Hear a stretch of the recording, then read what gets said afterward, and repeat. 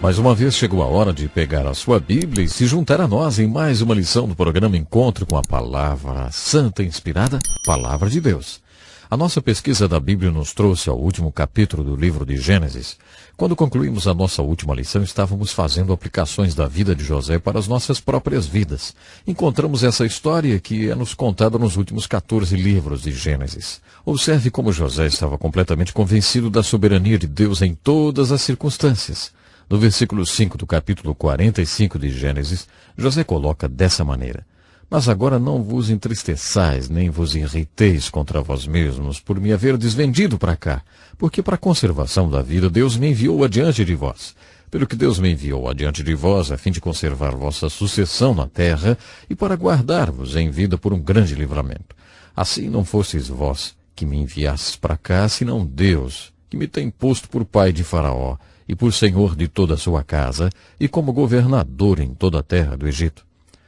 Sabe, é muito interessante o que nós podemos observar. Veja que não há erros no que José pensa. Ele compreendia que Deus é soberano em todas as circunstâncias, porque ele dizia aos seus irmãos: Não é que vocês me enviaram para o Egito, mesmo que vocês pensem assim, mas foi Deus que me enviou para cá. O livro de Gênesis acaba com esse povo especial na terra do Egito. Com isso, nos traz ao segundo livro da Bíblia, o livro de Êxodo. Então agora estamos prontos para estudar o livro de Êxodo. Aquilo que vimos sobre as circunstâncias da vida de José nos dá uma perspectiva histórica do livro de Êxodo. No livro de Gênesis, um povo muito especial nasce, é nomeado e é salvo de serem extintos pela fome. Você se lembra que dissemos na nossa introdução que toda a Bíblia era sobre esse povo? Os primeiros 11 capítulos da Bíblia nos falam da história do universo, da terra e de muitas coisas. Mas quando você chega ao fim do capítulo 11 do livro de Gênesis e inicia o capítulo 12, você ouve falar desse homem especial chamado Abraão. E é muito interessante ver e dizer que os outros 1178 capítulos da Bíblia são todos a respeito de Abraão e seus descendentes, em especial um dos seus descendentes, pelo qual todas as nações foram abençoadas. Você sabe quem? Jesus Cristo. O que estamos dizendo é que a Bíblia toda é sobre Israel. Mas por que Israel é tão importante? É porque quando Deus decidiu vir ao mundo, ele não veio como um negro, branco, vermelho ou amarelo. Deus criou um povo especial para o propósito de sua vinda à terra. E esse povo especial foi o povo hebreu. Se alguém tem o direito de ter orgulho de suas origens, esse alguém são os judeus. O povo judeu foi criado para o propósito de Deus. Deus iria se tornar um homem e ele queria criar um povo que pudesse fornecer a ele um contexto histórico para que ele se tornasse um homem e viesse ao mundo. Isso faz do povo judeu um povo muito especial. Quando estudamos a Bíblia, especialmente o Velho Testamento, queremos considerar o desenvolvimento desse povo muito especial. No livro de Gênesis, lemos que esse povo veio através de Abraão. Abraão foi o pai desse povo. Jacó foi quem os nomeou Israel, e José foi quem os salvou da fome. José é a figura do Salvador, quando ele salva aquele povo da fome e perigo da extinção. É dessa maneira que o livro de Gênesis termina. José dizendo: Diga para o meu pai, vem habitar no Egito, em Gósen, perto de mim. Nesse ponto, aquela nação era constituída de apenas 12 famílias. Isso é interessante demais. Eram apenas 12 irmãos e suas famílias quando Gênesis termina. E aquelas 12 famílias estavam no Egito. Entre o livro de Gênesis e o livro de Êxodo, 400 anos se passaram. Isso é muito tempo. Para se ter uma ideia, isso realmente são muitos anos. Pense nisso, 400 anos. Em Êxodo capítulo 1, podemos ler que essas 12 famílias se tornaram uma grande multidão. A palavra multidão aparece muitas vezes no primeiro capítulo de Êxodo. Eles se multiplicaram tão rápido que se tornaram uma ameaça para Faraó. Com isso, Faraó resolveu escravizá-los. Então, quando o livro de Êxodo é aberto, depois de 400 anos após o fechamento do livro de Gênesis, aquelas pessoas que estavam se tornando uma nação eram apenas uma multidão de escravos. Eles ainda não são uma nação. Deus irá moldá-los em uma nação. Há muita coisa que Deus quer fazer antes deles se tornarem uma nação. Gostaria de fazer uma visão geral sobre o desenvolvimento desse povo especial, já que ele é foco desses 2 livros. O começo desse povo é a fonte deles. E a fonte era Deus. Deus estava criando esse povo especial para completar os seus propósitos, que poderiam ser muitos. O seu propósito primário era que, através desse povo, ele pudesse vir a esse mundo na forma do Messias, o Salvador do mundo. Aquele povo também era especial, porque aquele povo veio ao mundo através de Adão. Lá é onde Gênesis começa. Ainda no livro de Gênesis vemos essa nação bem mais desenvolvida pelos patriarcas. Tanto no Antigo como no Novo Testamento você ouvirá essa passagem repetidamente. Eu sou o Deus de Abraão, Isaque e Jacó, porque foi assim que iniciou essa nação. Deus nunca quis que eles esquecessem das suas origens, com os 3 patriarcas, Abraão, Isaque e Jacó. Quando o livro de Gênesis terminou, haviam 12 famílias ou tribos, e essas 12 tribos estavam no Egito. Quando o livro de Êxodo é aberto, esse grupo de pessoas que ainda não constituíam uma nação, multiplicaram-se de 12 tribos para uma grande multidão. Mas essa multidão ainda não era uma nação. Uma multidão de escravos não pode ser chamada de uma nação. Se Deus queria transformá-los em uma nação, a primeira coisa que eles precisavam era um líder. O livro de Êxodo, ele falará do maior líder de toda a história do povo de Deus. Moisés será comissionado, será chamado para ser o grande líder desse povo. Esse agrupamento ou essa multidão de escravos terá um líder, e você sabe o nome? Moisés. Como líder daquela grande multidão, um dos maiores problemas que Moisés enfrentaria era que não havia leis ou regras para essa multidão. Não havia estrutura para que ele pudesse liderar. E por causa disso, por 3 vezes ele foi ao Monte Sinai e passava 4 dias de jejum e oração com Deus. E estava dizendo a Deus: Senhor, eu preciso de regras para liderar essas pessoas. Imagine como seria importante regras e leis para uma multidão. Você poderia esperar de alguma forma liderar uma multidão de 2 a 3 milhões de pessoas sem regras, sem leis? Seria difícil, não? Bom, isso é o que encontramos quando fazemos a transição do livro de Gênesis para Êxodo. A primeira coisa na qual devemos nos concentrar quando estudamos o livro de Êxodo é o povo. Êxodo quer nos falar sobre o desenvolvimento desse povo especial, pelo qual Deus estará vindo ao mundo.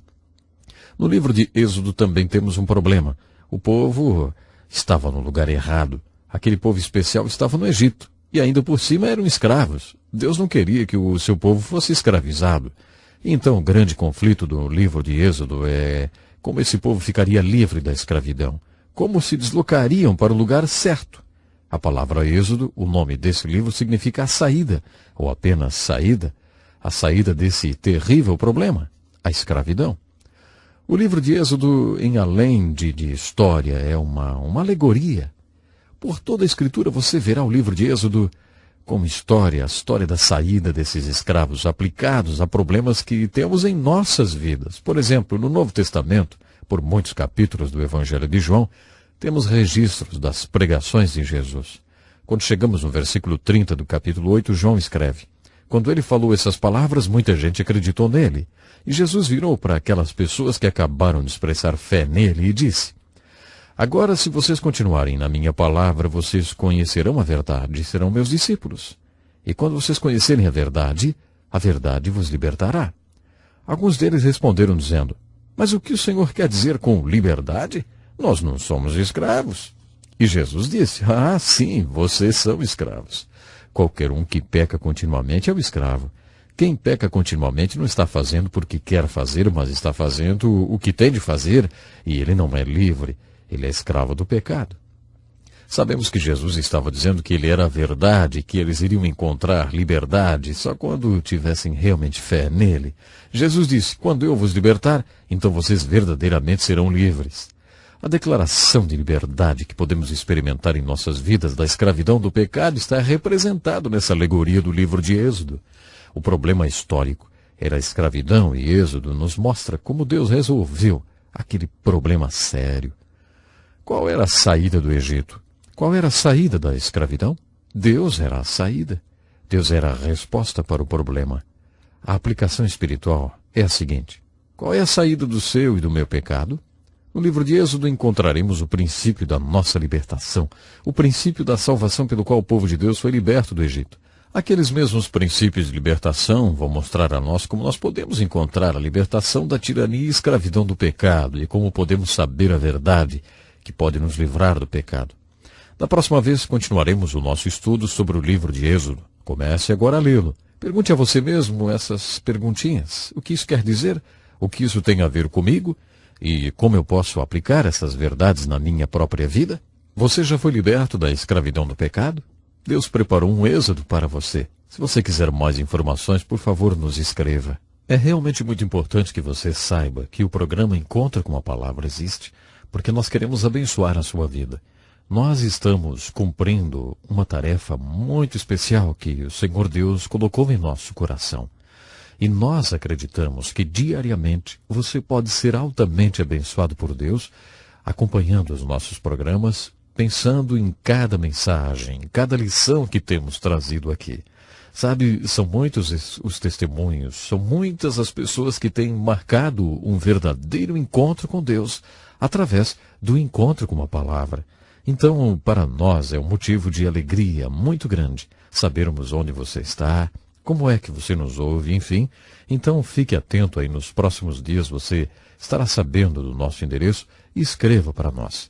Queremos realmente saber onde você está. E o principal, acreditamos que você pode ser uma grande bênção para Deus. Não importando, talvez, a sua vida tenha sido marcada por momentos difíceis, quem sabe por tragédias pessoais. Talvez você teve uma vida pecaminosa, ou tem ainda, e acha que não existe mais solução para você. Saiba, nós acreditamos que existe solução sim. Nós acreditamos no Senhor. Nós acreditamos no poder de Jesus. E acreditamos que Ele pode transformar de verdade. Se você continuar nos acompanhando, vai poder observar bem de perto quantos personagens na Bíblia Sagrada tiveram os seus problemas, tiveram seus desencontros com a vida, vamos dizer assim, mas puderam, outra vez, receber o perdão de Deus e foram alcançados pela grandiosa misericórdia do nosso Deus. É isso que Deus faz. A sua grandiosa misericórdia, a sua bondade, o seu amor tem prazer em nos encontrar. Que você possa realmente ser encontrado pela misericórdia e pelo amor do nosso grande e bondoso Pai. Até o nosso próximo programa. Um abraço a você.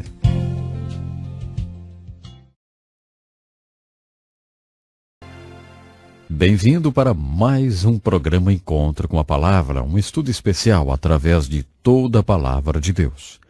Como continuamos nossa pesquisa no Antigo Testamento, estamos vindo para o livro de Êxodo pela segunda vez.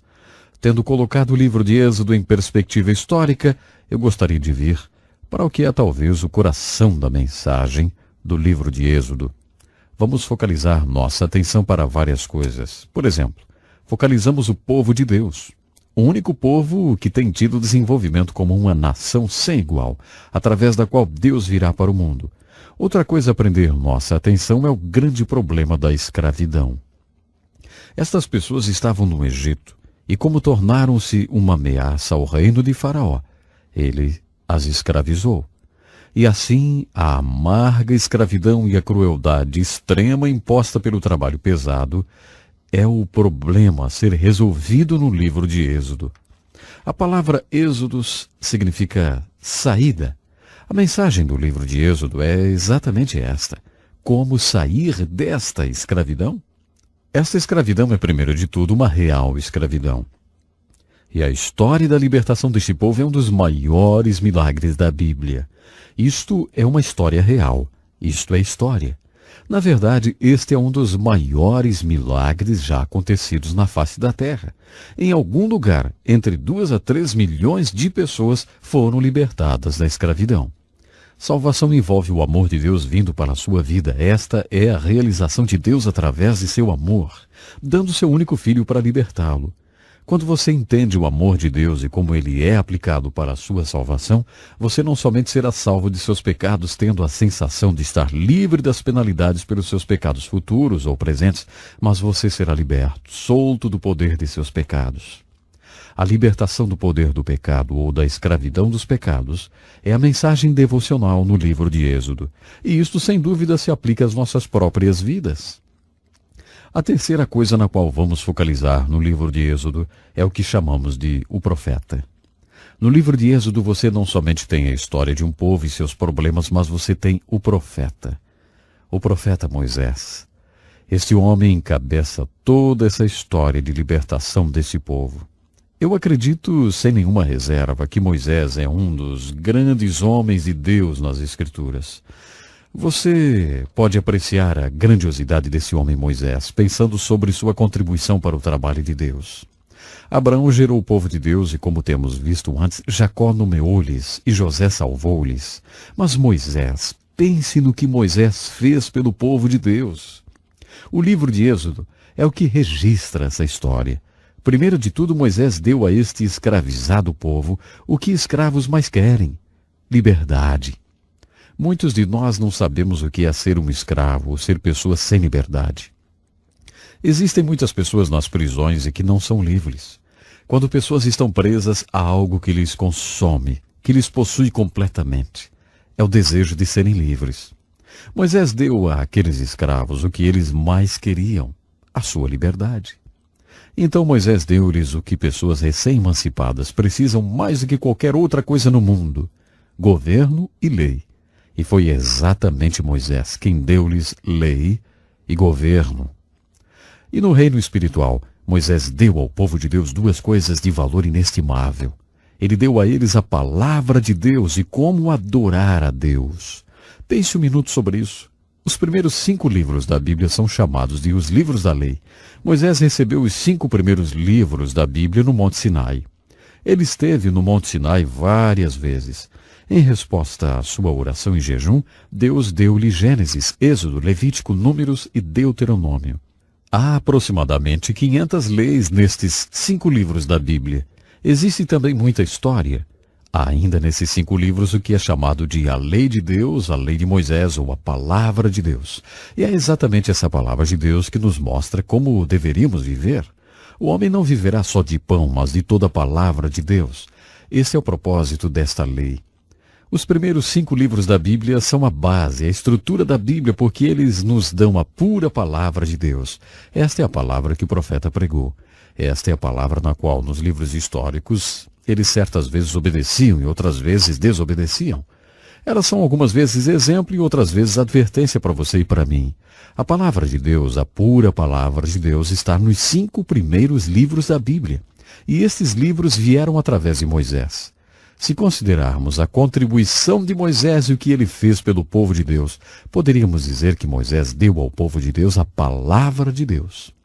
Que maior contribuição poderia alguém fazer para o povo de Deus do que dar-lhes a pura palavra de Deus? Moisés também deu-lhes a adoração. A última terça parte do livro de Êxodo é como um livro das especificações. Quando as pessoas começam a ler a Bíblia, passam muito bem pelo livro de Gênesis, especialmente estudantes, mas quando chegam ao livro de Êxodo, aí existe um verdadeiro drama, a libertação do Egito. Mas até esse ponto ainda se sentem bem. O problema é a última terça parte do livro de Êxodo. Ele surge como o livro das especificações. Esta poderia não ser a leitura mais interessante do mundo, principalmente para o leigo, aquele que está começando a ler a Bíblia. Isto é porque nós não entendemos que Deus deu a Moisés uma revelação através da sua pura palavra.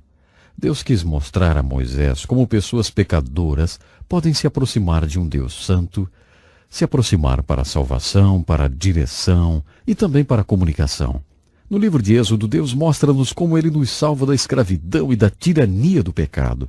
No livro de Êxodo, especialmente na última terça parte, o Senhor nos mostra um dos grandes propósitos da salvação, que é a adoração a Ele. Deus quer nos conhecer e quer que o conheçamos de verdade. O Senhor nos convida para nos achegarmos a Ele, termos um relacionamento com Ele e o adorarmos.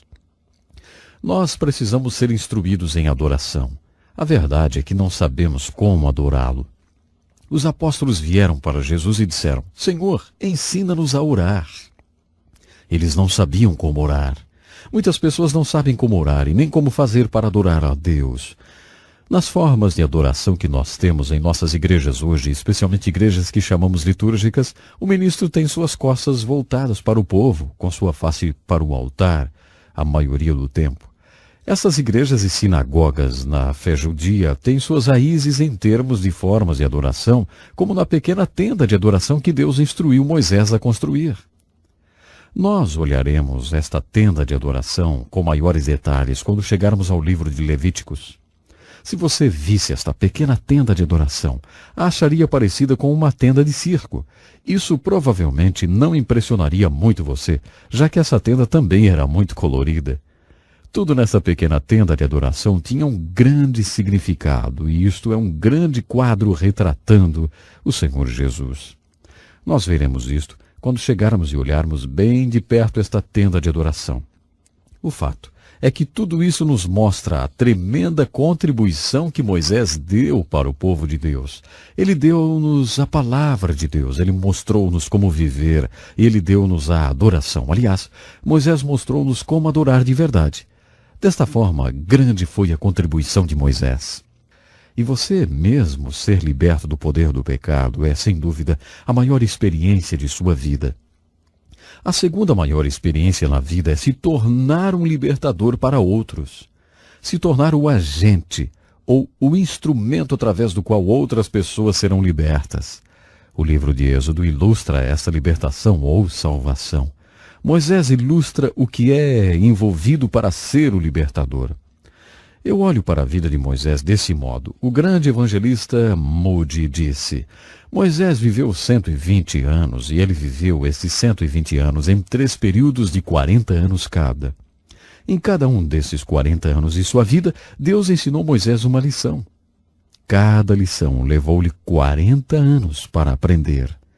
Nos primeiros 40 anos da vida de Moisés, de acordo com Moody, Deus ensinou Moisés a seguinte lição: Moisés, você é ninguém. Isto levou 40 anos para ensinar-lhe que, Moisés, você é ninguém. Através das circunstâncias de sua vida, ele foi criado no palácio de Faraó. E este pode ter sido o porquê de ele ter sido levantado no palácio de Faraó. Ele pensou que era alguém importante. Mas, por volta dos seus 40 anos, Deus aparentemente o convenceu de que ele era ninguém. E de acordo com Moody, antes de tudo ele tinha que aprender que era ninguém. Só aí poderia vir a ser um libertador. A segunda lição que Deus ensinou a Moisés aconteceu no segundo período de 40 anos de sua vida. A lição foi: Moisés, você é alguém. Deus levou 40 anos para ensinar a Moisés a segunda lição. Moisés, você é alguém porque eu tenho escolhido você. E no final de seu segundo período de 40 anos, Moisés saiu e olhou o sofrimento dos escravos hebreus, sabendo agora que ele também era um escravo hebreu. E diz a Bíblia que ele se preocupou, teve compaixão e sentiu profundamente o sofrimento de seu povo. Eu tenho ouvido Charles Colson, o presidente do Ministério Fraternidade Internacional de Assistência aos Condenados nas Prisões. Charles diz que não poderia ter compaixão pelos prisioneiros, particularmente pelos prisioneiros hoje, se ele mesmo um dia não tivesse sido um prisioneiro. Ele poderia nem ter sua grande compaixão e amor por aqueles que estão nas prisões. Isto aconteceu porque ele foi preso um dia e experimentou a indignidade e o sofrimento que os prisioneiros atravessam. Através desta experiência, nasceu a sua compaixão e o seu interesse por pessoas que estão atrás das grades. A mesma coisa aconteceu com Moisés. Ele provavelmente olhou aqueles escravos hebreus muitas vezes e não sentiu nada, mas após a sua experiência, ele percebeu que também era um deles. Isto fez a grande diferença. Na verdade, teve tão grande efeito sobre Moisés que quando ele viu o sofrimento de seu povo, ele se enfureceu e matou um oficial egípcio. Isto é quase como que se Deus viesse para ele nesse ponto e falasse: não, Moisés, esse não é o caminho para você conseguir fazer esse trabalho. Agora a sua pintura estará sendo posta em toda a árvore do Egito. Você estará sendo o inimigo número 1 do público. Você nunca vai conseguir libertar ninguém por esse caminho, Moisés. Você precisa ir para um seminário por 40 anos e pensar sobre isso. Então Deus levou Moisés para o deserto. Por 40 anos Moisés esteve no seminário de Deus. Durante aqueles 40 anos inteiros, Deus consumiu Moisés com um assunto: a escravidão de seu povo e como eles conquistariam a liberdade. Por favor, entre em contato conosco e peça totalmente grátis o livro de estudo bíblico. Isso vai ajudar você a ir mais fundo nesta importante lição bíblica. No nosso próximo encontro, continuaremos a estudar a vida de Moisés. Até lá, então. Muito bem-vindo para o nosso estudo da Bíblia. Se você nos ouve pela primeira vez, então, muito bem-vindo. O propósito desse estudo diário é levar você a entender melhor a Bíblia Sagrada e, o mais importante, como aplicar as verdades encontradas nela para as nossas vidas de uma forma prática e relevante. Nós estamos agora no livro de Êxodo e estudando a vida de Moisés. No final do segundo período de 40 anos de sua vida, Moisés teve uma grande experiência. Ele estava na parte de trás do deserto e um arbusto de sarça começou a arder em chamas. Isso não seria algo tão anormal lá, naquele local, mas geralmente em 5 segundos o arbusto de sarça estaria totalmente consumido. 5 segundos. Desta vez, porém, estava acontecendo algo incrível. A sarça não era consumida. Somente continuava ardendo em chamas. Então Moisés se virou para ver melhor. Deixe-me ler sobre isto em Êxodo capítulo 3. E apacentava Moisés o rebanho de Jetro, seu sogro, sacerdote em Midian, e levou o rebanho atrás do deserto e veio ao monte de Deus, a Horebe. E apareceu-lhe o anjo do Senhor em uma chama de fogo no meio de uma sarça. E olhou, e eis que a sarça ardia no fogo, e a sarça não se consumia. E Moisés disse: Agora me virarei para lá e verei esta grande visão, porque a sarça se não queima. E vendo o Senhor que se virava para lá para ver, bradou Deus a ele do meio da sarça e disse: Moisés, Moisés. E ele disse: Eis-me aqui. E disse: Não te chegues para cá. Tira os teus sapatos. Tira os sapatos dos teus pés, porque o lugar em que tu estás é terra santa. E disse mais: Eu sou o Deus de teu pai, o Deus de Abraão, o Deus de Isaque, o Deus de Jacó. E Moisés encobriu o seu rosto, porque temeu olhar para Deus. E disse o Senhor: Tenho visto atentamente a aflição do meu povo que está no Egito, e tenho ouvido o seu clamor por causa dos seus exatores, porque conheci as suas dores. Portanto desci para livrá-lo da mão dos egípcios e para fazê-lo subir daquela terra a uma terra boa e larga, a uma terra que mana leite e mel. E agora, eis que o clamor dos filhos de Israel chegou a mim, e também tenho visto a opressão com que os egípcios os oprimem. Vem agora, pois, e eu te enviarei a Faraó, para que tires o meu povo, os filhos de Israel, do Egito. Então Moisés disse a Deus: Quem sou eu que vá a Faraó e tire do Egito os filhos de Israel? E Deus disse: Certamente eu serei contigo. Moisés tinha ido para o seminário por 40 anos e esta foi a sua graduação. Agora ele estava formado do seminário. Na sarça ardente, isto foi o que Deus disse: Moisés, você tem visto o problema, e isto é o recomendável. Muitas pessoas não têm jamais visto o problema. Se não entrarmos nas prisões, nos hospitais ou nos hospícios, poderemos jamais ver os problemas, porque muitas vezes os problemas são institucionalizados nos dias de hoje.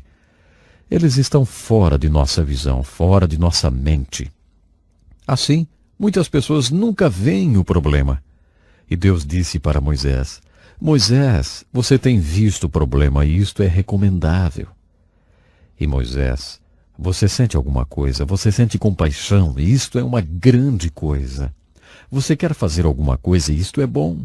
Mas Moisés, a importante coisa não é só ver isto, não é só ter preocupação e também não é só querer fazer algo. O mais importante é isto, Moisés. Eu tenho visto aquele problema e eu me preocupo com aquelas pessoas. Eu tenho compaixão e eu quero fazer algo, e eu vim para fazer alguma coisa. Nesse ponto você poderia pensar que Moisés teria dito: mas isso é bom demais, eu volto depois para cuidar das minhas ovelhas. Entretanto Deus disse-lhe: Vem comigo, Moisés, e eu estarei enviando você a Faraó, e assim você será o libertador deste povo. E Deus está agora tentando convencer-lhe ao final desta lição que: Moisés, você é alguém. Nos primeiros 40 anos, Deus ensinou-lhe que ele era ninguém. No segundo período de 40 anos, Deus ensinou-lhe que ele era alguém. Neste ponto, Deus estará ensinando a Moisés a próxima lição. Nós chamamos isto de humildade. Mas, afinal de contas, o que é humildade? Essa é a coisa mais difícil para se definir. Eu ouvi sobre um pastor que ganhou uma medalha da sua congregação porque ele era muito humilde. Mas eles tiveram que confiscar a medalha porque o pastor a usou todo o tempo e em todo lugar. Nunca mais tirou a humildade. Confiscaram a medalha. Eu acredito que poderíamos dizer que o que Deus quis produzir em Moisés para que ele pudesse ser o libertador de seu povo foi humildade. Um outro caminho para se falar a mesma coisa seria dizer que, para Moisés ser o grande libertador através do qual o povo de Israel seria liberto do Egito e de Faraó, Deus teve que ensinar-lhe: Moisés, você é ninguém. Porque, Moisés, se você realmente sabe que você é ninguém, então você é alguém. E dessa maneira eu posso mostrar a você o que eu posso fazer com alguém que tem aprendido que ele é ninguém. Você já desejou saber por que Moisés fez aquela pergunta? Quem sou eu? Pense sobre isso por um minuto. Quem era Moisés? Se você estivesse enviando alguém para libertar aquelas pessoas, você enviaria Moisés? Primeiro de tudo, ele era um assassino. Teria você enviado um assassino, inimigo público número 1, de volta para o Egito? Não é interessante que 3 grandes homens que Deus usou eram assassinos? Paulo foi um assassino.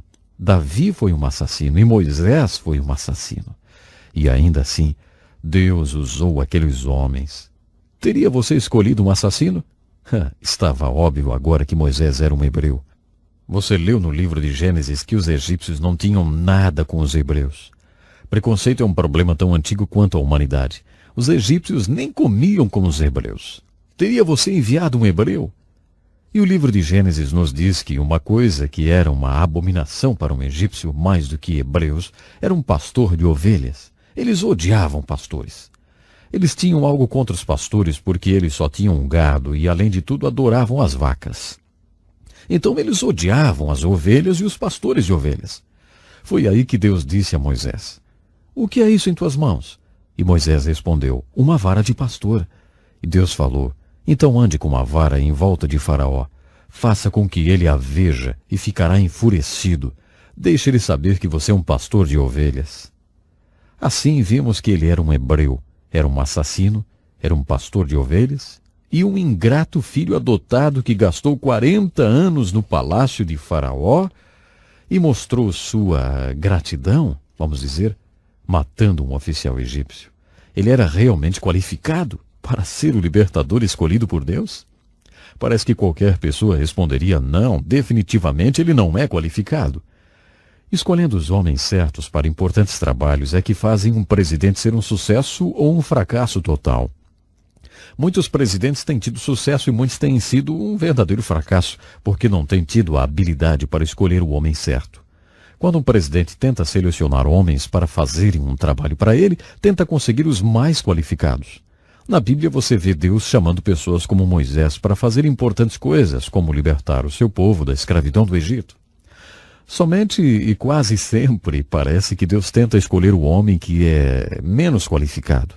Se um homem realmente acredita que não é qualificado e acredita que somente Deus pode libertar, então este só poderia ser o homem que Deus quer usar para provocar o grande milagre da libertação. Quando você considera o chamado e o comissionamento de Moisés, você pode ver esta verdade ilustrada muito claramente. Se vamos ser usados por Deus para libertar pessoas hoje, se gostaríamos de ver um amigo ou um querido nosso ser liberto da escravidão do pecado, talvez pessoas que sabemos serem escravos do pecado, se gostaríamos de ser o veículo de sua libertação, jamais esqueça isto. Não somos nós que os libertaremos. Somente Deus pode libertar. Eu lembro o que um professor disse para mim quando estava no seminário. Quando você tentar levar uma pessoa para Cristo, quando você tentar levar alguém para a experiência da salvação, nunca esqueça isto. Sem o Espírito Santo você estará tentando o impossível. Realmente isso é absolutamente impossível. Somente Deus pode libertar. Se Deus está chamando você para ser um libertador, da mesma maneira como ele chamou Moisés para ser um libertador, é óbvio que ele deverá produzir humildade em você. Eu penso que uma boa definição de humildade é entender quem vai executar esse milagre. Eu nunca tinha entendido isto, mas a Bíblia ensina esta verdade de capa a capa. Esse é o plano de Deus, usar o seu poder em seu povo para realizar seu propósito de acordo com seu plano. Deixe eu repetir essa verdade. Esse é o plano de Deus, usar o seu poder no seu povo para realizar seu propósito de acordo com seu plano. Jesus deu-nos um grande exemplo quando ele saiu para o jardim com seus discípulos. O mestre ilustrou esse processo com uma grande videira que tem seus ramos, e esses ramos produzem frutos. Há pouco Jesus tinha estado no quarto superior com seus discípulos e lá, de certo modo, ele falou para aqueles homens. Esse é o plano de Deus para usar o seu poder nas pessoas de Deus para realizar seu propósito de acordo com seu plano. Ele disse para eles: vocês têm sido fascinados com as obras que têm me visto fazer e com as palavras que têm me ouvido falar. Mas agora deixe-me falar sobre o meu trabalho e minhas palavras. Meu trabalho e minhas palavras são um transbordamento de meu relacionamento com meu Pai. Eu e meu Pai somos um. Então todas as obras que eu fiz e todas as palavras que eu falei são o resultado do fato que eu e o Pai somos um. Dessa forma aprendemos que os frutos não crescem na videira, eles crescem nos ramos que estão ligados à videira. Nesta ilustração, Jesus é uma videira procurando por ramos. No livro de Êxodo, isto é o que Deus é. Ele é uma videira procurando por ramos. Deus não trabalhará sem um instrumento. Então Deus deverá encontrar o seu Moisés. E quando ele encontra, chama e comissiona o seu Moisés, tem também de convencer-lhe. Tem que dizer-lhe: Moisés, você é ninguém. Não é você que vai fazer isso. Quando você entender isto, Moisés, então você será alguém que eu poderei usar. Através de você eu poderei trabalhar, e você vai descobrir os grandes milagres que eu poderei fazer através de alguém que aprendeu que ele é um ninguém. Este é todo o tempo que nós temos por hoje. Por favor, una-se a nós no próximo programa e convide um amigo para ouvir com você esta maravilhosa história de Êxodo que vamos continuar a estudar. E lembre-se disso, hein? Este é o plano de Deus, usar o seu poder em seu povo para realizar seu propósito de acordo com seu plano. Até o nosso próximo programa. Aqui estamos nós para mais um programa Encontro com a Palavra, e é bom demais estarmos juntos.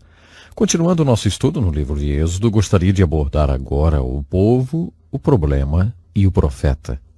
Esse foi o ponto em que paramos em nosso estudo do livro de Êxodo. No livro de Êxodo percebemos o desenvolvimento do povo de Deus, um povo especial, e também vemos claramente o grande problema que eles tinham, que era o problema da escravidão e a amarga servidão ao Egito. Logo no início, nos capítulos 2 e 3, encontramos o foco naquele que, na minha opinião, foi um dos maiores homens de Deus que já existiu, Moisés. Ele é o profeta chamado por Deus em Êxodo 2 e 3 para ser o libertador, o agente humano ou o instrumento humano pelo qual Deus libertaria pessoas da escravidão do Egito. Como já dissemos várias vezes, essa escravidão histórica no Egito é uma representação simbólica, alegórica da nossa escravidão ao pecado. A libertação da escravidão ou servidão do Egito, alegoricamente, é uma imagem da nossa salvação. Isso também significa que Moisés, como libertador, alegoricamente ou simbolicamente, é uma imagem de qualquer agente humano ou instrumento humano que se torna um canal através do qual Deus liberta o povo de sua servidão ao pecado. Poderíamos chamar essa pessoa de um evangelista ou um ganhador de almas. Ao observarmos o chamado e a comissão de Moisés, nos capítulos 2 e 3 do livro de Êxodo, vemos que Deus teve de preparar esse homem e ensiná-lo algumas coisas antes que ele pudesse ser um libertador. Deus teve de ensinar a ele, Moisés, que ele não era ninguém. Depois, então, Deus teve de convencê-lo de que ele era alguém. E Deus teve de mostrar a Moisés o que Deus pode fazer com alguém que aprendeu que é ninguém. Acima de tudo, há 4 segredos espirituais que Deus teve de compartilhar com Moisés para capacitá-lo a se tornar o libertador dos filhos de Israel. Se você está interessado em se tornar um libertador para alguém, antes que você possa se tornar o agente humano ou o instrumento humano através do qual Deus pode libertar alguém da servidão, e escravidão dos pecados, você também deve aprender esses 4 segredos espirituais. Eu não poderia atuar como um ministro e não poderia agir como um crente se não conhecesse esses 4 segredos espirituais. E também preciso ser lembrado deles frequentemente. Os 4 segredos espirituais que Deus teve que compartilhar com Moisés antes que ele pudesse ser o libertador do povo de Israel são estes. Primeiro, Deus teve de mostrar a Moisés esse segredo espiritual. Olha, Moisés, você não é o libertador. Eu sou. E eu estou com você, Moisés. Em segundo lugar, Deus teve de mostrar outra coisa a Moisés. Moisés, você não pode libertar ninguém, mas eu posso. E eu estou com você, Moisés. O terceiro segredo espiritual que surgiu no chamado de Moisés foi este. Moisés, você não quer libertar essas pessoas. Eu quero libertar essas pessoas. E eu estou com você, Moisés. Depois que o grande milagre da libertação aconteceu, ninguém precisou dizer a Moisés o 4º segredo espiritual, que era: Moisés, você não libertou essas pessoas. Eu libertei essas pessoas porque eu estava com você, Moisés. Deus ensinou a Moisés esses 4 segredos espirituais na sarça ardente. Lembra da sarça ardente? Essencialmente, Deus disse a ele na sarça ardente assim: Moisés, você não será o libertador, eu sou o libertador e eu estou com você. Deus também disse a Moisés na sarça ardente: Moisés, você não pode libertar ninguém, mas eu posso e eu estou com você. Esse segundo segredo espiritual se tornou óbvio pela falha de Moisés. Deus ensinou esses segredos espirituais para muitos homens de Deus nas Escrituras. No Velho e Novo Testamento vemos isso. Um de seus instrumentos favoritos para ensinar aos homens este segundo segredo espiritual, que é simplesmente: você não pode, mas eu posso. Um dos instrumentos é a falha. Deus usa a falha para ensinar aos homens o segundo segredo espiritual. O fato de Moisés ter tentado e falhado tornou fácil para Deus compartilhar este segundo segredo espiritual com ele. O terceiro segredo espiritual pode ser descrito assim: Moisés, você não quer libertar esse povo? Eu quero libertar esse povo e eu estou com você. O povo de Deus nas Escrituras é muito honesto quanto a isso. O povo de Deus, na palavra, chamado para fazer grandes obras, quase sempre dizia: eu não quero. Mas então Deus dizia: eu quero, então vamos lá, eu estou com vocês. Não é o que vocês são, é o que eu sou e eu estou com vocês. Não é o que vocês podem fazer, é o que eu posso fazer e eu estou com vocês. E não é o que vocês querem, é o que eu quero e eu estou com vocês. Moisés realmente não queria. Moisés fez 5 objeções quando Deus o comissionou. Você pode encontrar essas objeções registradas nos primeiros capítulos do Êxodo. Sua primeira objeção foi: quem sou eu? Por que você escolheu alguém como eu? Conforme sugerimos em nosso último programa, Moisés tinha um monte de objeções a fazer. Ele era o inimigo público número 1, um assassino, um hebreu, um pastor de ovelhas, um filho adotivo ingrato. E parece que ele era um homem com problemas na fala. Sua quinta objeção foi que ele não podia se expressar bem. Isso pode significar que ele não se achava uma pessoa bem articulada ou eloquente. Ou talvez ele tivesse um problema na fala. Talvez ele gaguejasse ou tivesse a língua presa. Parece óbvio ao olharmos a primeira objeção de Moisés: quem sou eu? E Moisés era um homem que Deus estava escolhendo e Deus sabia que ele tinha todos esses problemas. Talvez essa seja a razão pela qual Deus o estava escolhendo. Veja bem, Deus queria deixar óbvio que essa libertação, quando acontecesse, seria o resultado do seu próprio poder e não o carisma de qualquer homem. É por isso que ele quis que um hebreu, um pastor de ovelhas, talvez um homem com a língua presa, fosse até a presença de Faraó e exigisse a libertação de seu povo. Quando o seu povo fosse libertado, Deus não queria que ninguém dissesse assim: ei, foi aquele Moisés, ele era tão eloquente. Eu estava lá quando ele exigiu a libertação do povo, foi incrível. A segunda objeção feita por Moisés foi esta: eles me farão perguntas que não saberei responder. Ele pode ter se referido aqui aos anciãos hebreus, aos quais ele teria que se apresentar como libertador enviado por Deus. Eles me farão perguntas que não saberei responder. Fico imaginando você, quando pensar em compartilhar a sua fé com outra pessoa, se vai fazer as mesmas objeções a Deus. Quem sou eu, Deus? Eu não sou um pregador. Por que tenho de compartilhar minha fé com alguém? Depois disso, geralmente vem outra objeção. Eles vão me fazer perguntas teológicas que eu não sei responder. É interessante que quando Moisés fez sua primeira objeção, quem sou eu? Deus disse, você é o homem que eu estou escolhendo e você tem a mim com você. Este é quem você é. E quando ele fez a outra objeção, eles me farão perguntas que não saberei responder. Deus disse, você não terá de responder a essas perguntas. Diga a eles que eu sou e que eu te enviei. Isso é tudo que você tem de dizer. Não se deixe apanhar pelos argumentos deles e nem tente responder as perguntas. Isso que Deus disse. A outra objeção de Moisés foi, eles não vão acreditar em mim, eles nunca acreditarão em mim. Nesse ponto, Deus lhe deu uma pequena lição. Deus pediu a Moisés que colocasse a mão dentro da roupa e depois tirasse. Quando ele tirou a mão para fora, estava coberta de feridas. Deus o mandou fazer a mesma coisa novamente e a mão de Moisés voltou ao normal. Então Deus disse, o que é isso na sua mão? E Moisés disse, um cajado. E Deus disse, jogue fora. Quando Moisés jogou o cajado ao chão, ele se transformou em algo que Deus usou poderosamente ao longo de todo o ministério de Moisés, uma serpente. A definição de consagração é jogar fora simbolicamente. Deus estava dizendo a Moisés, quando o povo ao qual estou te enviando vir a consagração, quando eles virem os milagres, as evidências de que você é consagrado e que eu estou com você, eles acreditarão em você. Não se preocupe com isso, eles acreditarão em você, Deus disse. Então Moisés disse, bem, eu tenho esse problema na fala, porque você está pedindo a alguém como eu para ir lá e exigir do faraó a libertação? Talvez ele tenha pensado, você conhece Arão? Ele fala muito bem. É claro que Deus sabia que Arão falava muito bem. Mas se Deus quisesse Arão, ele teria chamado Arão. E foi aqui que Deus levantou uma grande questão. Ele disse, eu fiz a sua boca, não é mesmo, Moisés? Quem faz as pessoas surdas ou cegas?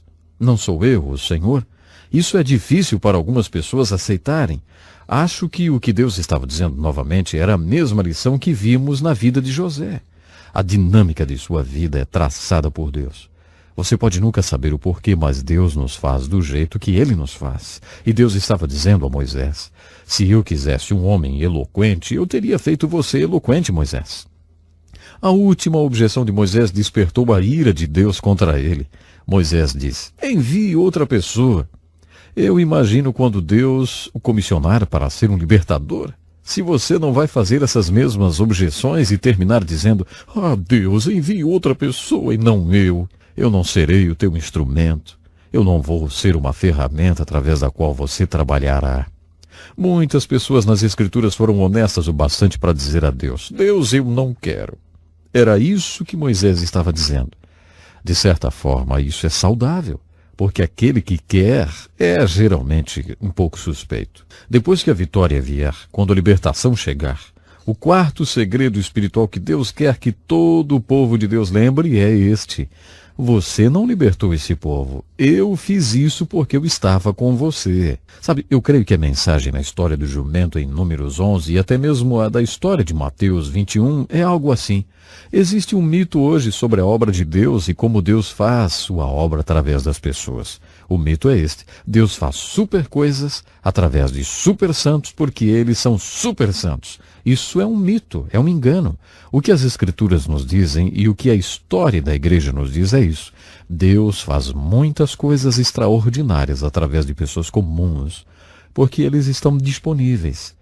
Portanto, aí você tem 4 segredos espirituais que Deus teve de ensinar a Moisés antes que Moisés pudesse libertar o povo de Israel. Número 1. Você não é o libertador, Moisés, mas eu sou o libertador e eu estou com você. Número 2. Você não pode libertar esse povo, Moisés, mas eu posso e eu estou com você. Número 3. Você não quer libertar esse povo, mas eu quero, Moisés, e eu estou com você. Número 4. Você não libertou esse povo, Moisés, mas eu libertei porque eu estava com você.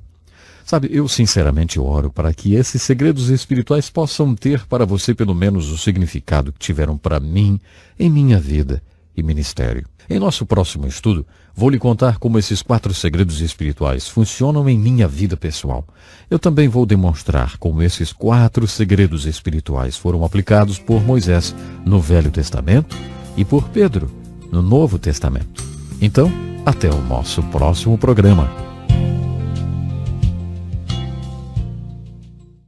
Bem-vindo a mais um programa Encontro com a Palavra. Em nosso estudo atual, estamos analisando o maior livro do mundo, o livro de Deus, a Bíblia inteira, do Gênesis ao Apocalipse.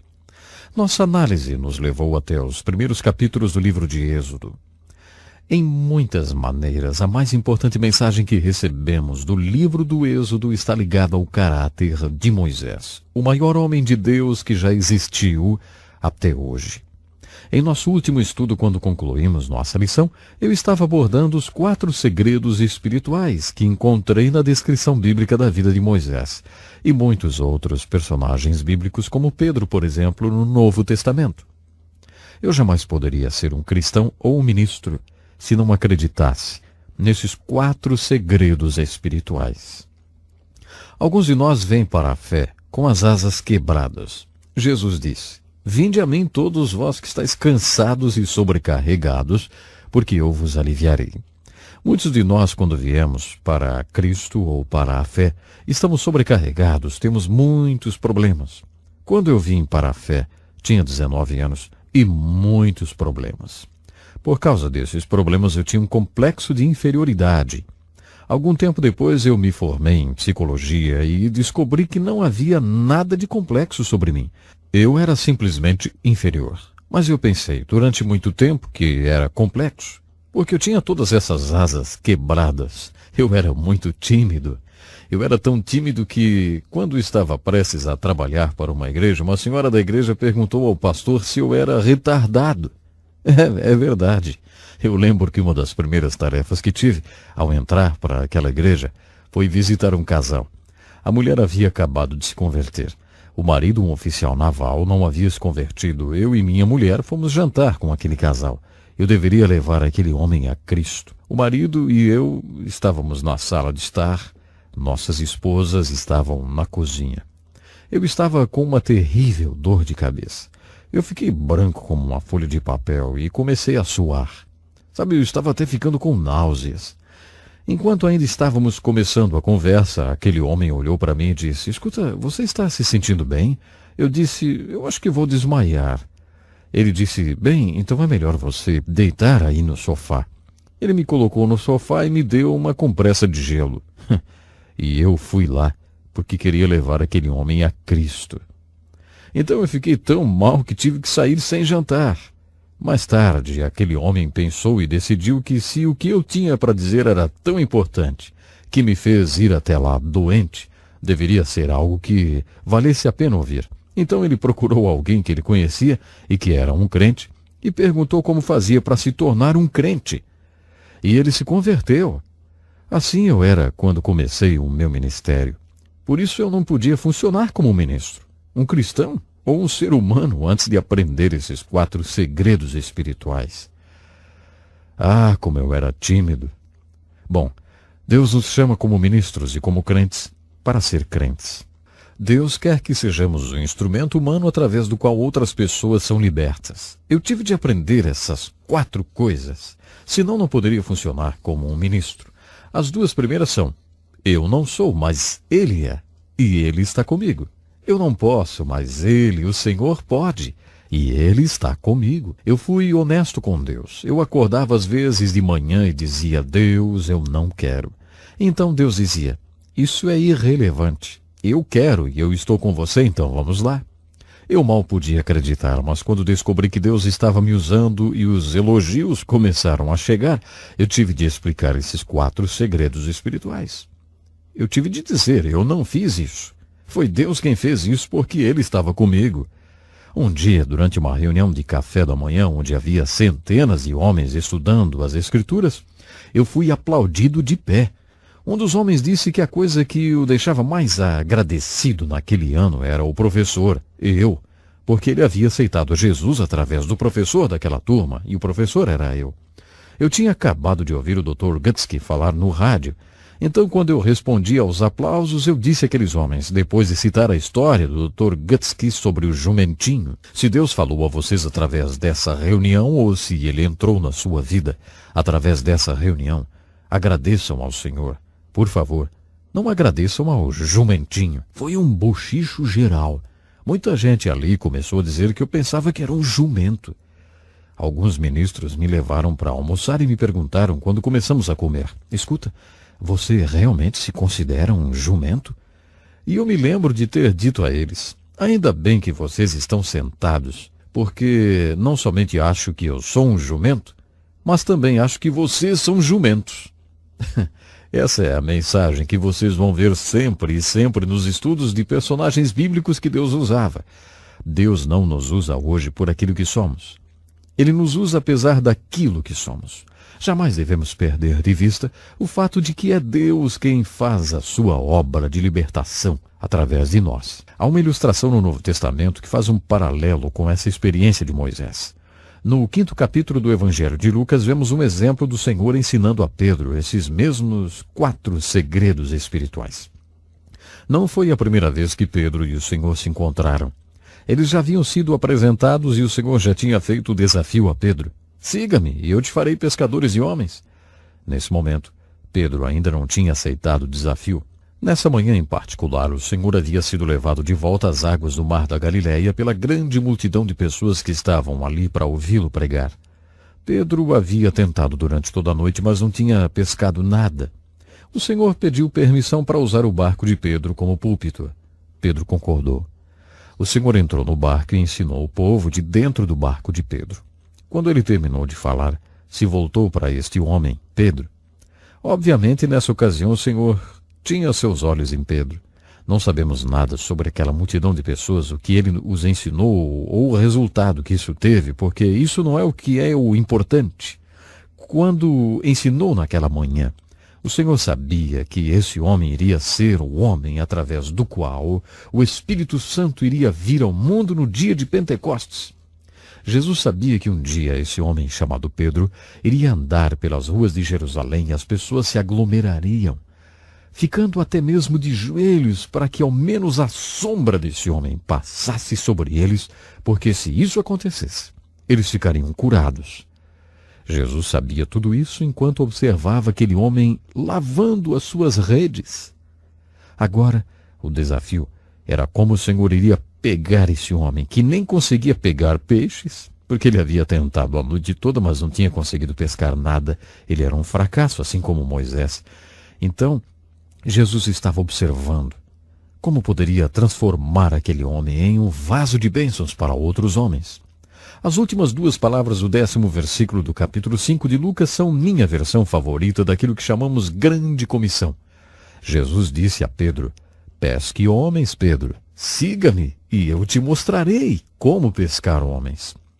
Para que o Senhor pudesse pegar esse homem que nem sabia pescar e transformá-lo num homem que pudesse pegar outros homens, ele teve de ensiná-lo 4 coisas. Primeiro, ele teve de ensiná-lo esse segredo espiritual. Pedro, você não é pescador.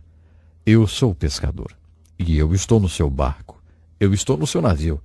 Quando eles finalmente aceitaram o conselho do Senhor e foram pescar de novo, Pedro foi muito a contragosto. Quando eles chegaram no lugar das águas mais profundas, o Senhor Jesus disse, lancem as redes. Pedro ficou atônito e disse, mestre, nós pescamos durante toda a noite e não pegamos nada.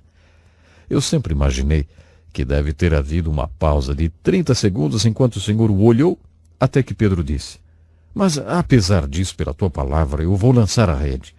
Nós já sabemos o resto dessa história.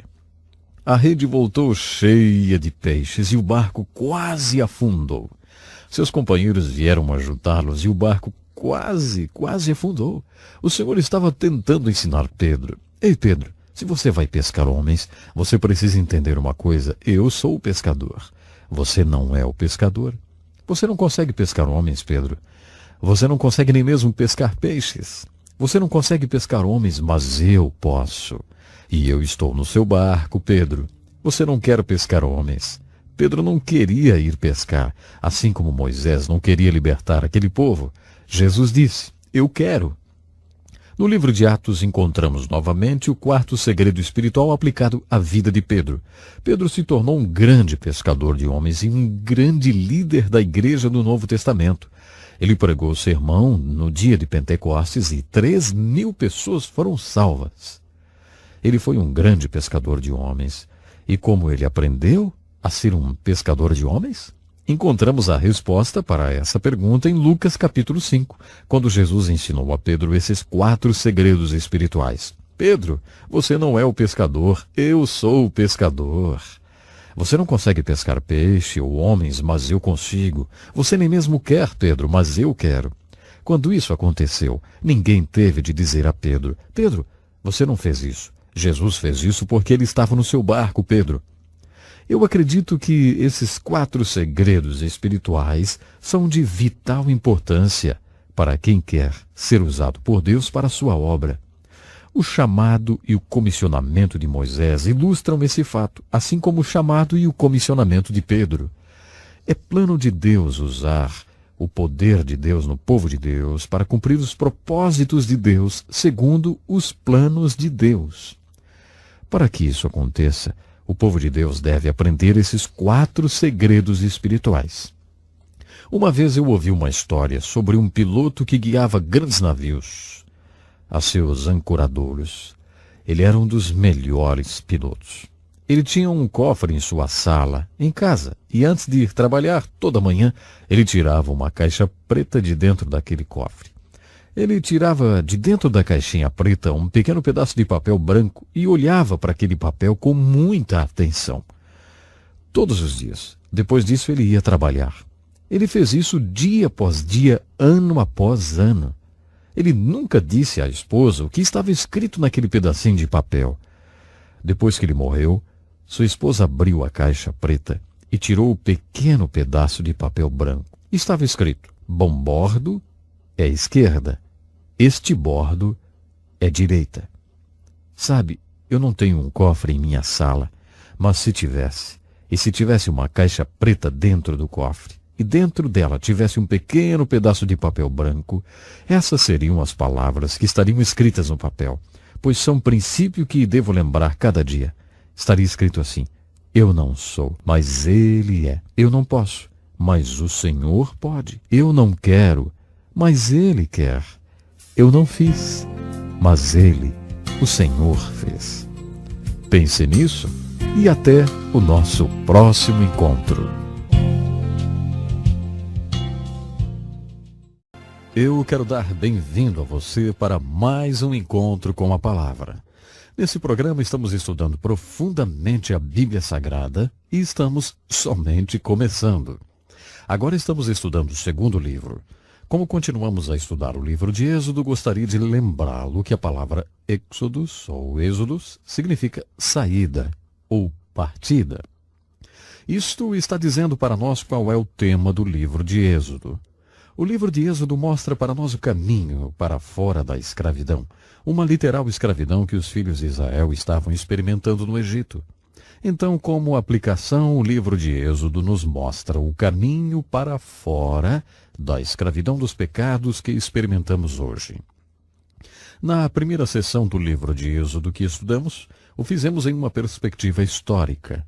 Então, nosso foco principal esteve sobre os princípios que envolveram a chamada de um libertador. Como olhamos para a grande libertação retratada no livro de Êxodo e tentamos ver a aplicação devocional desse livro, nós nos prendemos em Moisés, que é o grande instrumento humano usado para a libertação do povo de Deus. Nesta sessão que começamos agora, eu gostaria que nossa atenção estivesse voltada especialmente para a libertação, que é retratada no livro de Êxodo. Esta é a grande mensagem deste livro: libertação. Como já dissemos, a palavra libertação é sinônimo da palavra salvação. Isto é especialmente no Velho Testamento. Quando vamos para o livro de Êxodo, para o assunto da libertação, e vimos a salvação que este povo experimentou, contemplamos aí o grande poder de Deus. Isto porque não existe tal coisa como a salvação, passado ou presente, sem o poder de Deus. No livro de Êxodo você verá o poder de Deus sendo exibido de um modo sem igual. Você verá a grande e poderosa mão de Deus vindo sobre o Egito e Faraó em forma de pragas. Estas 10 pragas são um estudo muito interessante, especialmente quando nós as aplicamos para as nossas próprias vidas. A mensagem das 10 pragas que caem sobre Faraó e o Egito e move-lhes ao ponto de estarem dispostos a deixarem o povo hebreu ir embora é um retrato da grande verdade que é ensinada na Bíblia de Gênesis a Apocalipse. Em 1 João capítulo 4 e versículo 4, esta verdade é expressada da seguinte maneira: Ele está em vocês, e maior é o que está em vós do que o que está no mundo. Ou podemos colocar da seguinte maneira: existe alguém em nossos corações que é poderoso e forte como nenhum mal nesse mundo. Esta é a aplicação devocional nesta mensagem das 10 pragas.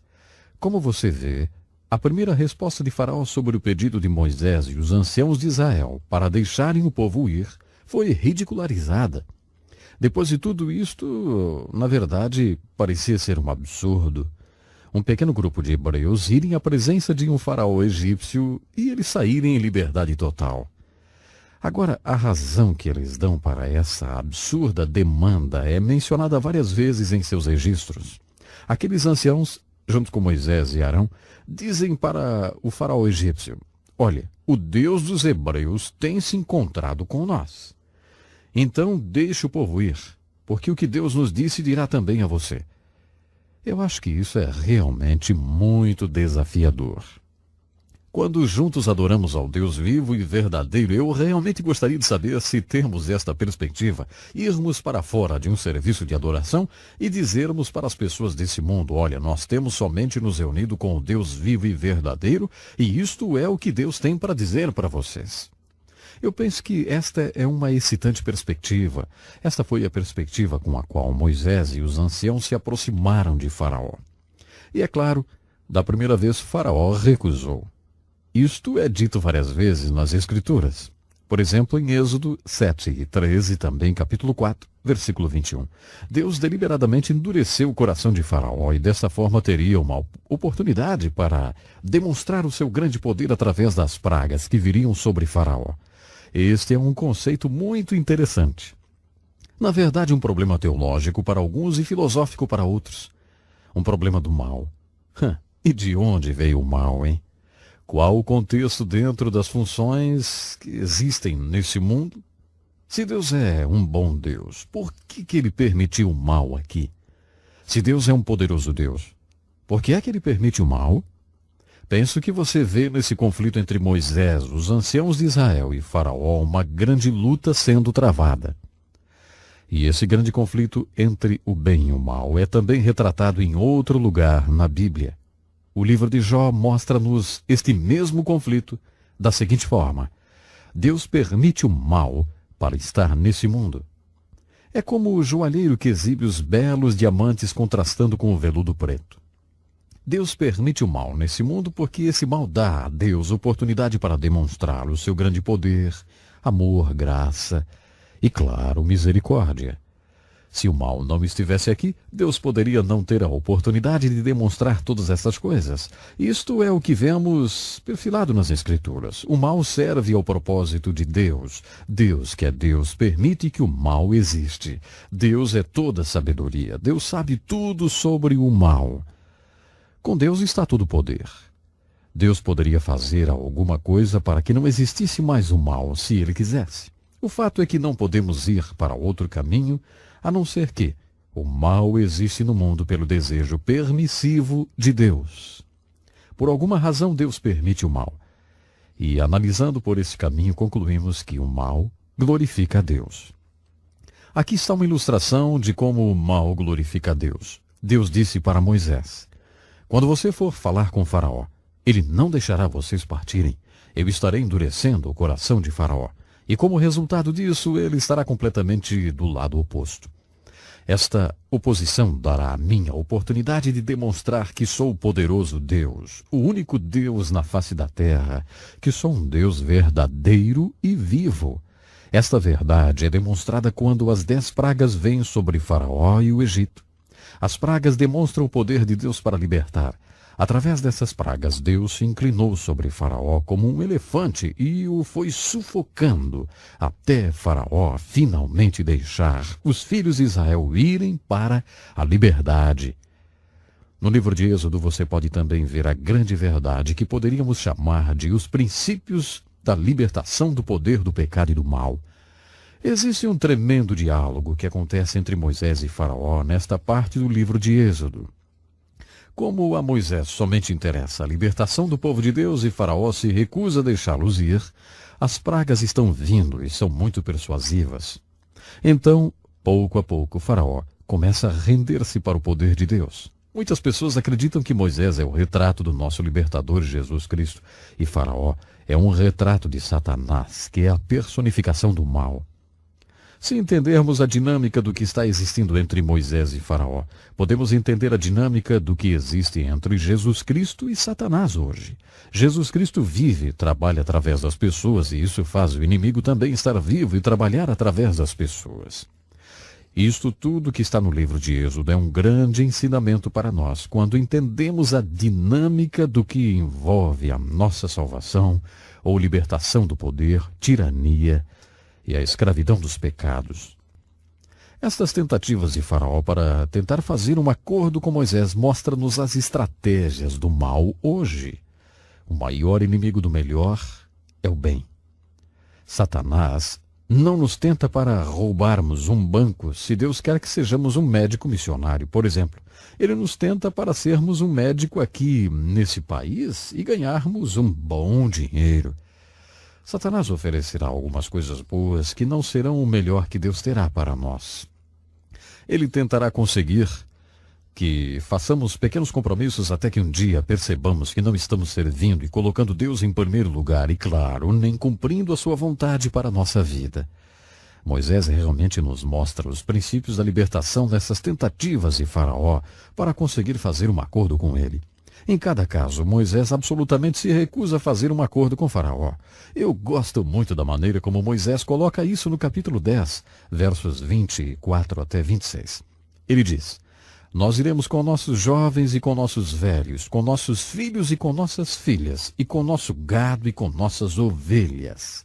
Moisés não fez nenhum acordo com Faraó. E desse modo, Moisés mostra-nos o primeiro princípio da libertação de nossos pecados.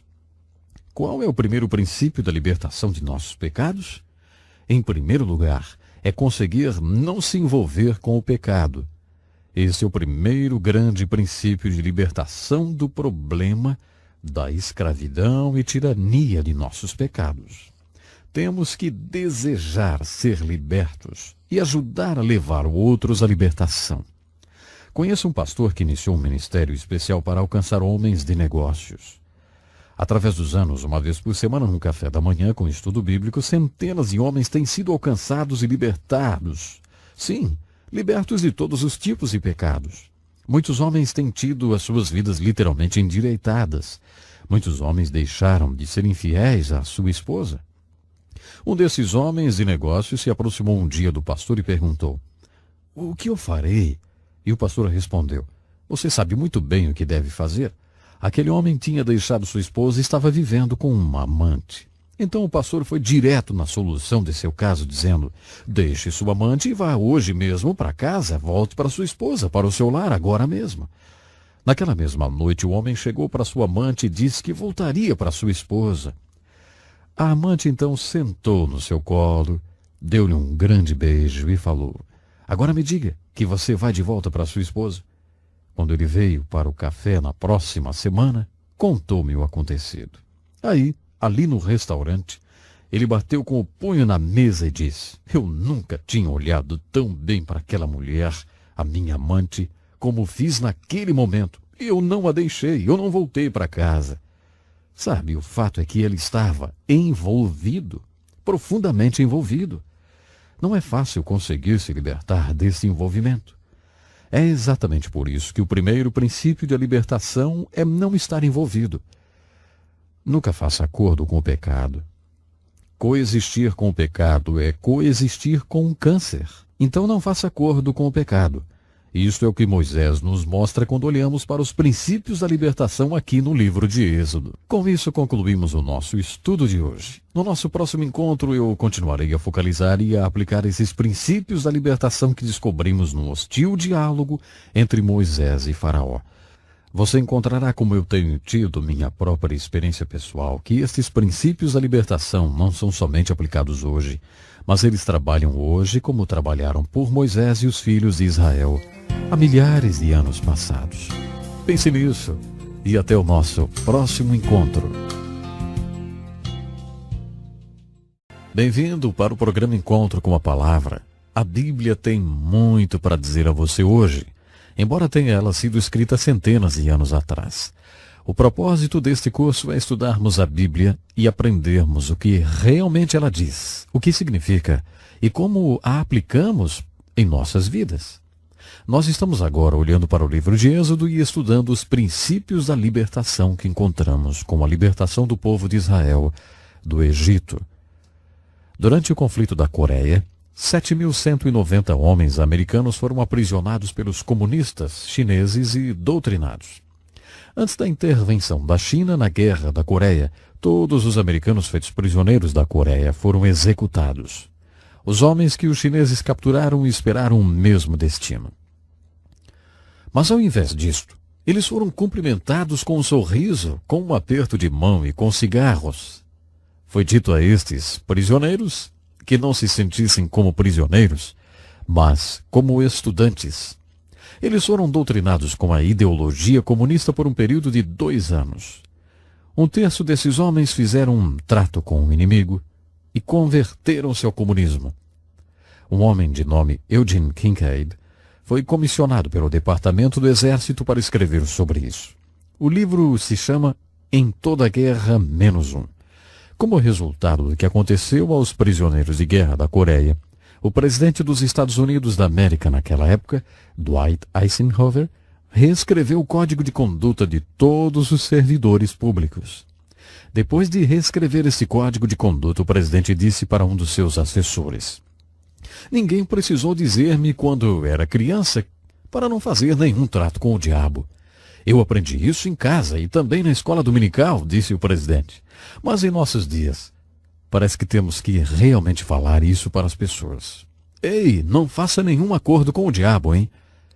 Como você pode ver, a estratégia de Satanás é que façamos um acordo com ele.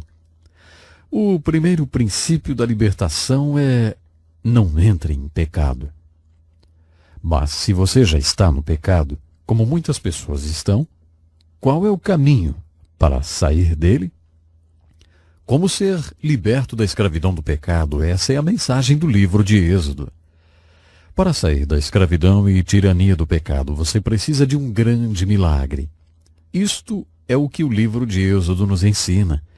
O livro de Êxodo retrata estes milagres belamente e alegoricamente. Penso que um dos primeiros milagres que encontramos é o milagre que você precisa se você realmente quer sair da escravidão e da tirania do pecado. Quando o povo atravessou o Mar Vermelho, esse milagre retrata o milagre da libertação. A travessia do Mar Vermelho é um dos maiores milagres da Bíblia. Este milagre representa a vitória. Finalmente o povo de Israel estava sendo liberto de Faraó. Mas há um porém. Pelo diálogo acontecido entre Moisés e Faraó, você pode saber que Faraó não estaria realmente deixando os filhos de Israel partirem. Faraó continua mudando de ideia e mudando de intenção. Primeiro ele disse: "Olha, vocês podem ir." Mas agora ele volta atrás. O fato é que quando as pragas aliviaram, ele simplesmente disse: "Vocês não podem ir." Quando os filhos de Israel são finalmente liberados e alcançam o Mar Vermelho, Faraó tem uma outra mudança no seu coração. Ele rapidamente reúne seu exército e ordena que os persigam. Isso mesmo. Tudo indicava que o exército de Faraó estaria fazendo uma grande matança. Este é um dos lugares na Bíblia em que ela nos mostra que há um tempo que é inconveniente orar. Moisés cai na real. Ele vê a nuvem de poeira do exército de Faraó, que está a caminho.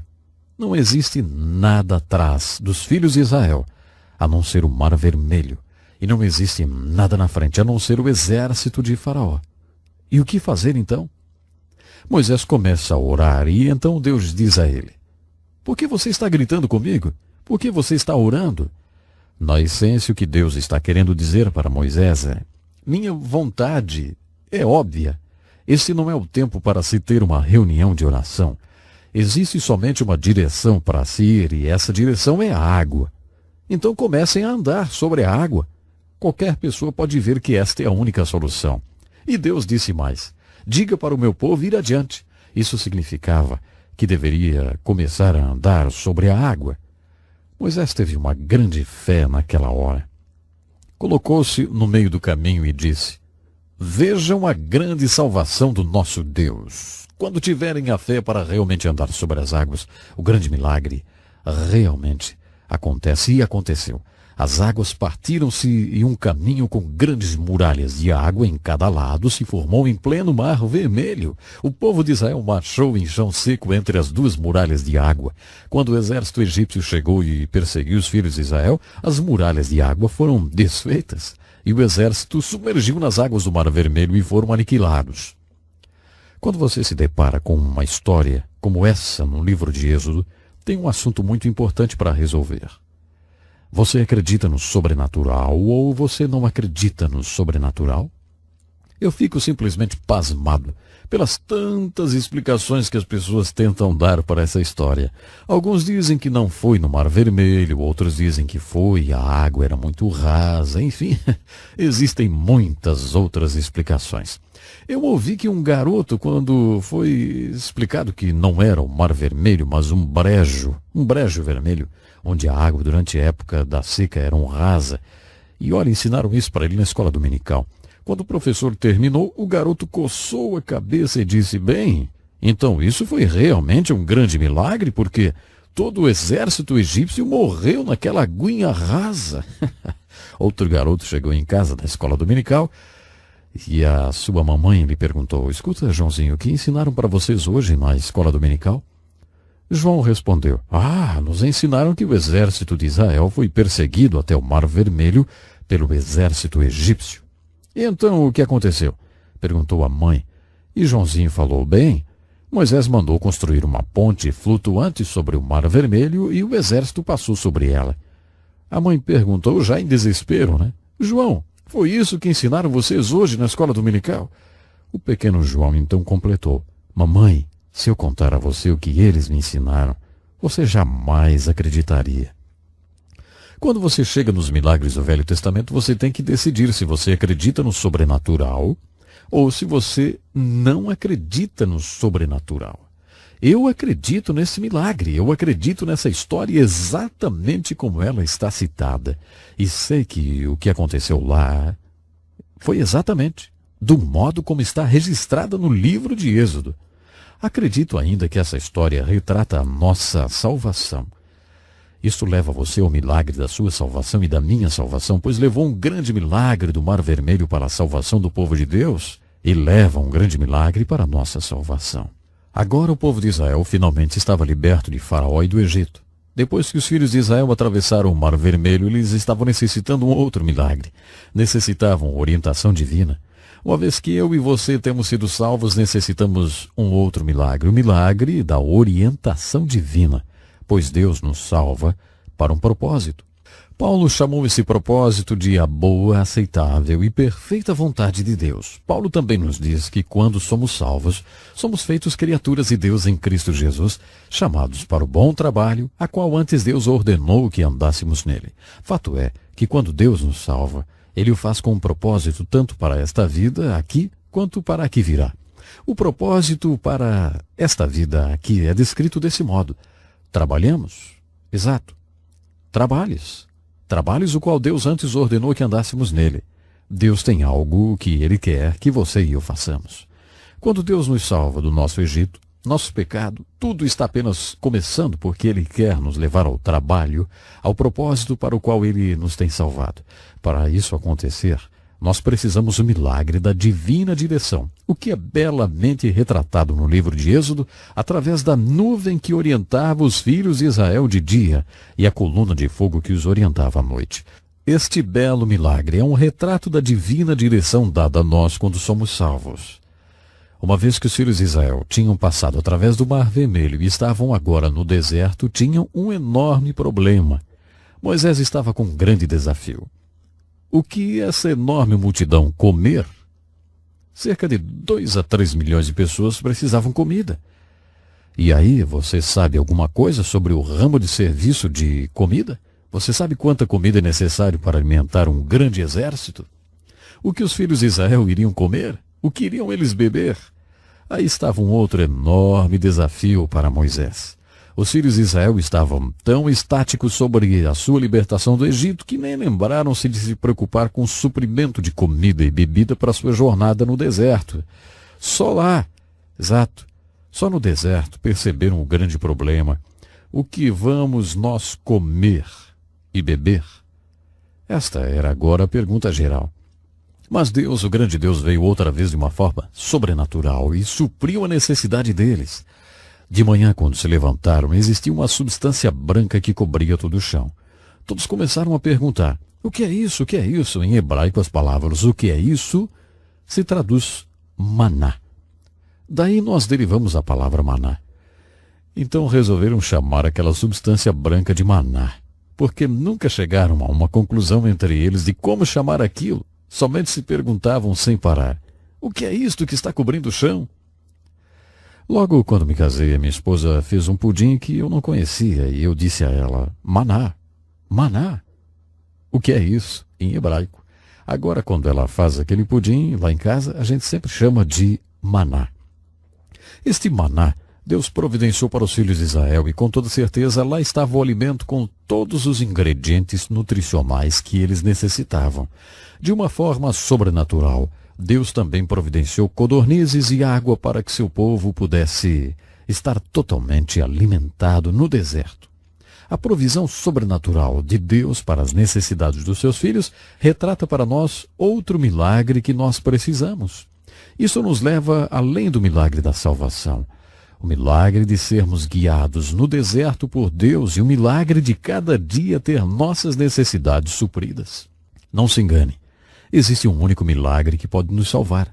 E este milagre é retratado no cordeiro utilizado pelos filhos de Israel e sua comemoração na Páscoa, o qual representa fielmente Jesus, o Cordeiro de Deus, morrendo na cruz pelos pecados do mundo em geral e, claro, pelos nossos pecados, exatamente pelos seus e pelos meus pecados. Minha oração é que enquanto você está lendo o livro de Êxodo, você possa ver o milagre que levou a salvação para os israelitas. E que você veja também o milagre que pode nos salvar. Portanto, pense nisso. E até o nosso próximo programa. Bem-vindo para mais um programa Encontro com a Palavra. Esse programa é uma pesquisa de toda a Bíblia, livro por livro. Estamos estudando o livro de Êxodo e é nele que encontramos os 10 mandamentos. E em nosso estudo hoje eu gostaria de compartilhar com você algo que o apóstolo Paulo chama de o espírito da lei. Portanto, quero focalizar especialmente no estudo de hoje o espírito dos 10 mandamentos. Como continuamos a nossa pesquisa no Antigo Testamento, no livro de Êxodo, nós temos focalizado o desenvolvimento do povo hebreu. Primeiro observamos o problema que o povo de Israel teve e depois focalizamos o profeta que libertou-os desse problema. Também observamos a manifestação do grande poder de Deus no livro de Êxodo. Temos olhado um pouco para a Páscoa, o grande sacramento que é o coração da libertação ou a salvação do povo hebreu. Na sessão de hoje, eu gostaria de olhar com você para a profecia que encontramos nesse livro. O livro de Êxodo é classificado como o livro da lei, porque existem muitas leis. Aliás, assim como o Êxodo também nós temos Levíticos, Deuteronômio, e todos estão repletos de leis. Quando Moisés foi para o Monte Sinai em 3 diferentes ocasiões para jejuar por 40 dias e 40 noites pedindo a Deus palavras pelas quais ele pudesse governar e liderar os filhos de Israel, o Senhor deu-lhe o que é chamado de a lei de Moisés. E esta lei é também chamada de a lei de Deus. A lei de Moisés está acima de 500 leis, portanto existem mais de 500 mandamentos no livro da lei, ou nos 5 primeiros livros da Bíblia. E você sabia que essas 500 leis são resumidas nos 10 mandamentos? Exatamente. Mas antes de olharmos para os 10 mandamentos, eu gostaria de compartilhar com você um pouco da perspectiva do Novo Testamento com relação à lei de Deus. No Novo Testamento encontramos Jesus tendo uma filosofia especial sobre a questão dos assuntos legais. Podemos observar isso, por exemplo, na diferença entre Jesus, os fariseus, os saduceus e os escribas, que eram os líderes judeus nos seus dias, quando a lei estava influenciando algo específico. Observamos que Jesus sabia que a lei havia nascido no coração através do amor de Deus. Jesus sabia muito bem que Deus havia nos dado a lei por causa do seu amor. Dessa forma, ele sabia que a lei estaria sempre sendo uma expressão do amor de Deus para os homens, e esta lei trabalharia sempre para o bem dos homens. Jesus colocou esta lei sobre o prisma do amor de Deus antes de aplicá-los na vida das pessoas. Fato é que os fariseus, saduceus, escribas não fizeram isso. Eles legalisticamente lançaram aquele livro da lei para o povo. Jesus nunca tinha perdido a visão para o fato de que Deus tinha um propósito quando deu aquelas leis para o povo. Quando ele deu a lei do sábado, por exemplo, e muitos deles estavam fazendo disto um mandamento sagrado, como ter o sábado como um dia santo, Jesus sabia que o propósito da lei do sábado era para o bem do homem. Então, deliberadamente, Jesus quebrou aquela lei. Quebrou para chamar a atenção dos líderes religiosos para o fato de que aquela lei, de modo que estava sendo observado, tinha sido feita pelo homem. Se você não fizer assim como Jesus fez, você pode devastar vidas e pessoas, lançando legalisticamente a Bíblia Sagrada a eles. A Bíblia não pode jamais ser usada por esse caminho. O apóstolo Paulo descreveu essa mesma coisa quando ele disse na segunda carta aos Coríntios, capítulo 3, verso 6, que a letra da lei mata, mas o Espírito vivifica. A letra da lei, sendo lançada de uma forma legalista para a vida das pessoas, esta pode matar. Mas o Espírito da lei pode dar vida. Eu gostaria agora de caminhar para os 10 mandamentos muito rapidamente. Esses 10 mandamentos resumem centenas de mandamentos. Então, se nós considerarmos o espírito desses 10 mandamentos, estaremos conseguindo, sim, o espírito de centenas de mandamentos. Os 10 mandamentos, como você deve saber, são as 2 tábuas da lei. Em uma tábua estavam 4 mandamentos. Aqueles 4 mandamentos são sobre o nosso relacionamento com Deus.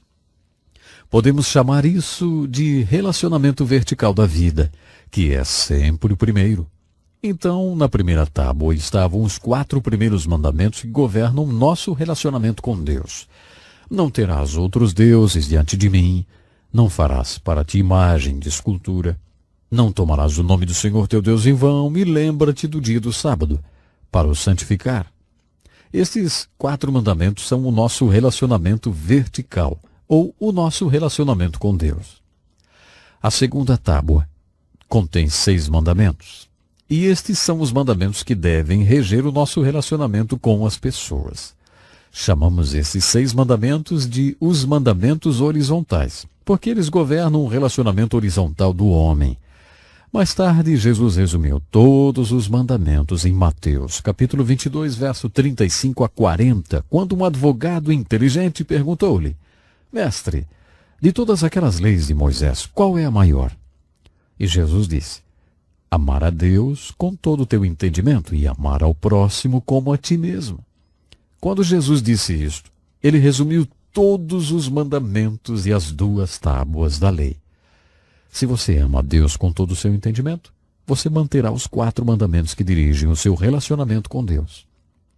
Se você ama seu próximo como a você mesmo, então você manterá os 6 mandamentos que dirigem o seu relacionamento com seu próximo. Lembre-se, se estamos indo através dos 10 mandamentos e vendo seu espírito, então estaremos vendo o espírito de centenas de mandamentos.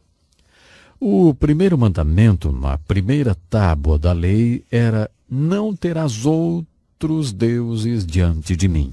Ou não terás outro Deus diante de mim.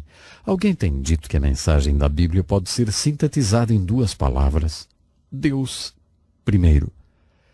É isto que o primeiro mandamento está realmente dizendo. Deus primeiro. Se Deus for qualquer coisa, então Deus é tudo. E até você ver Deus como tudo, você não tem visto Deus como qualquer coisa. O segundo mandamento proíbe-nos de fazer qualquer tipo de imagem de escultura, nem alguma semelhança do que há em cima nos céus ou na terra, que seja como imagem de Deus. A aplicação literal disso é exatamente idolatria. Esse mandamento está claramente proibindo a idolatria. O espírito desta lei, porém, é alguma coisa do tipo: Deus é espírito. Isso supõe que vamos até Deus pela fé. Sendo Deus um espírito, o objeto de nossa fé é ir pelo que não se pode ver. Esse é o caminho que Deus quer. Ele nos quer indo até Ele pela fé. Por isso, se tentarmos fazer alguma coisa material e dissermos que isto representa Deus, estaremos negando o fato de que Deus é espírito. Estaremos eliminando a necessidade da fé se fizermos Deus como algo visível. Acredito que esse é o espírito do segundo mandamento. Deus é espírito e Ele quer que nos acheguemos a Ele pela fé. Portanto, não poderemos eliminar ou violar o conceito de que Deus é espírito fazendo alguma coisa tangível, como um ídolo. O terceiro mandamento é que não podemos tomar o nome de Deus em vão ou sem um propósito. O espírito ou a essência desse mandamento é isso. Nenhuma vez você falará o nome de Deus em vão, especialmente quando o adorar. Isso não aplicando como profanação, embora possa se aplicar. Então, quando você falar o nome de Deus, até na adoração deverá lembrar que Deus é um Deus de propósito e ordem. O propósito e ordem de Deus é tão grande que Ele não quer que você fale seu nome sem atenção ou sem propósito. Quando viemos para a segunda tábua da lei e chegamos para os mandamentos que fazem o nosso relacionamento horizontal ou o nosso relacionamento com as pessoas em nossa vida, o primeiro, é claro, se aplica aos nossos pais. No curso normal das coisas, essas são as primeiras pessoas que você vai se relacionar. Então o mandamento é bem claro: honra teu pai e a tua mãe. É interessante como na cultura judaica ainda se observa este mandamento e os benefícios são inúmeros. A cultura chinesa, pelo menos no passado, teve grande benefício por observar esse princípio. Os chineses ensinaram seus filhos a não somente respeitar seus pais, mas a venerá-los. Havia a adoração dos antepassados, mas parte desta adoração era aquela que os filhos já tinham feito antes de os pais entrarem para outra dimensão. Eles realmente respeitavam a idade e a sabedoria produzida por aquela idade. E isso produziu um tremendo benefício social para a cultura chinesa, ao ponto de ainda hoje eles não terem um tribunal juvenil comparado com outras culturas. Este mandamento tem uma promessa: se você honrar o seu pai e sua mãe, seus dias serão longos na face da terra. Infelizmente, existem pessoas que estão nas prisões, pessoas que têm tido suas vidas ceifadas, porque ninguém nunca lhes falou este mandamento, ou como ele é importante. Observe que ele diz: honra teu pai e tua mãe. Não está dizendo apenas para obedecer os pais. Nas Escrituras encontramos um recado que diz: filhos, obedecei a vossos pais. Quando você é uma criança, você obedece. O mandamento da lei está falando com adultos que devem honrar e respeitar seu pai e sua mãe. Eles sempre serão seu pai e mãe. Você deverá respeitá-los e honrá-los. Você não terá que obedecê-los quando se tornar um adulto, mas você sempre terá que honrá-los e respeitá-los também. Uma importante razão pela qual você deverá honrar e respeitar seu pai e sua mãe é que você estará mostrando para seus próprios filhos como eles deverão pensar sobre isso, para também honrarem e respeitarem vocês. Eu ouvi uma vez sobre uma família de fazendeiros nos tempos dos carros de duas rodas puxadas por cavalos. O pai falou para o seu filho adolescente: suba no sótão, meu filho, e pegue lá aquele cobertor grosso e grande, porque vamos levar o seu bisavô para um asilo, e ele não deve passar frio durante a viagem. O adolescente foi ao sótão e ficou lá um longo tempo, não voltava mais. Quando ele voltou, o pai perguntou: escuta, por que é que você demorou tanto para voltar do sótão? O garoto respondeu: ah, pai, eu estava cortando o cobertor pela metade. E o pai perguntou: mas por que é que você fez isso? Por que cortou o cobertor pela metade? O garoto então disse: Eu vou guardar a outra metade para usar para lhe cobrir quando eu lhe levar para o asilo dos velhos também. Eu não quero que você passe frio. Sabe, há muitos e muitos modos que esse mandamento beneficia quem o obedece. Honra teu pai e tua mãe. Bom, o nosso tempo já se foi. No nosso próximo estudo olharemos para os últimos 5 dos 10 mandamentos que resumem centenas de mandamentos encontrados no livro da lei, o qual Jesus disse que pode ser resumido em 2. Qual é? Vocês devem amar a Deus acima de qualquer coisa e amar o seu próximo como a si mesmo. Bom, até o nosso próximo programa.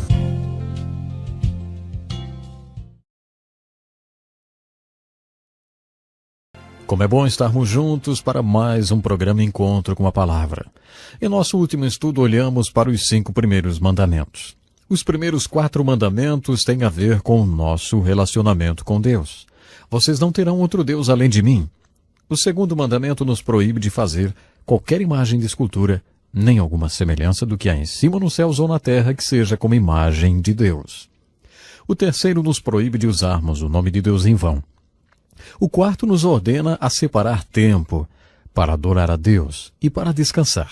E o quinto mandamento nos ordena a honrarmos os nossos pais, e esse mandamento vem com uma importante promessa de que, se realmente fizermos isso, teremos uma longa vida na face da terra.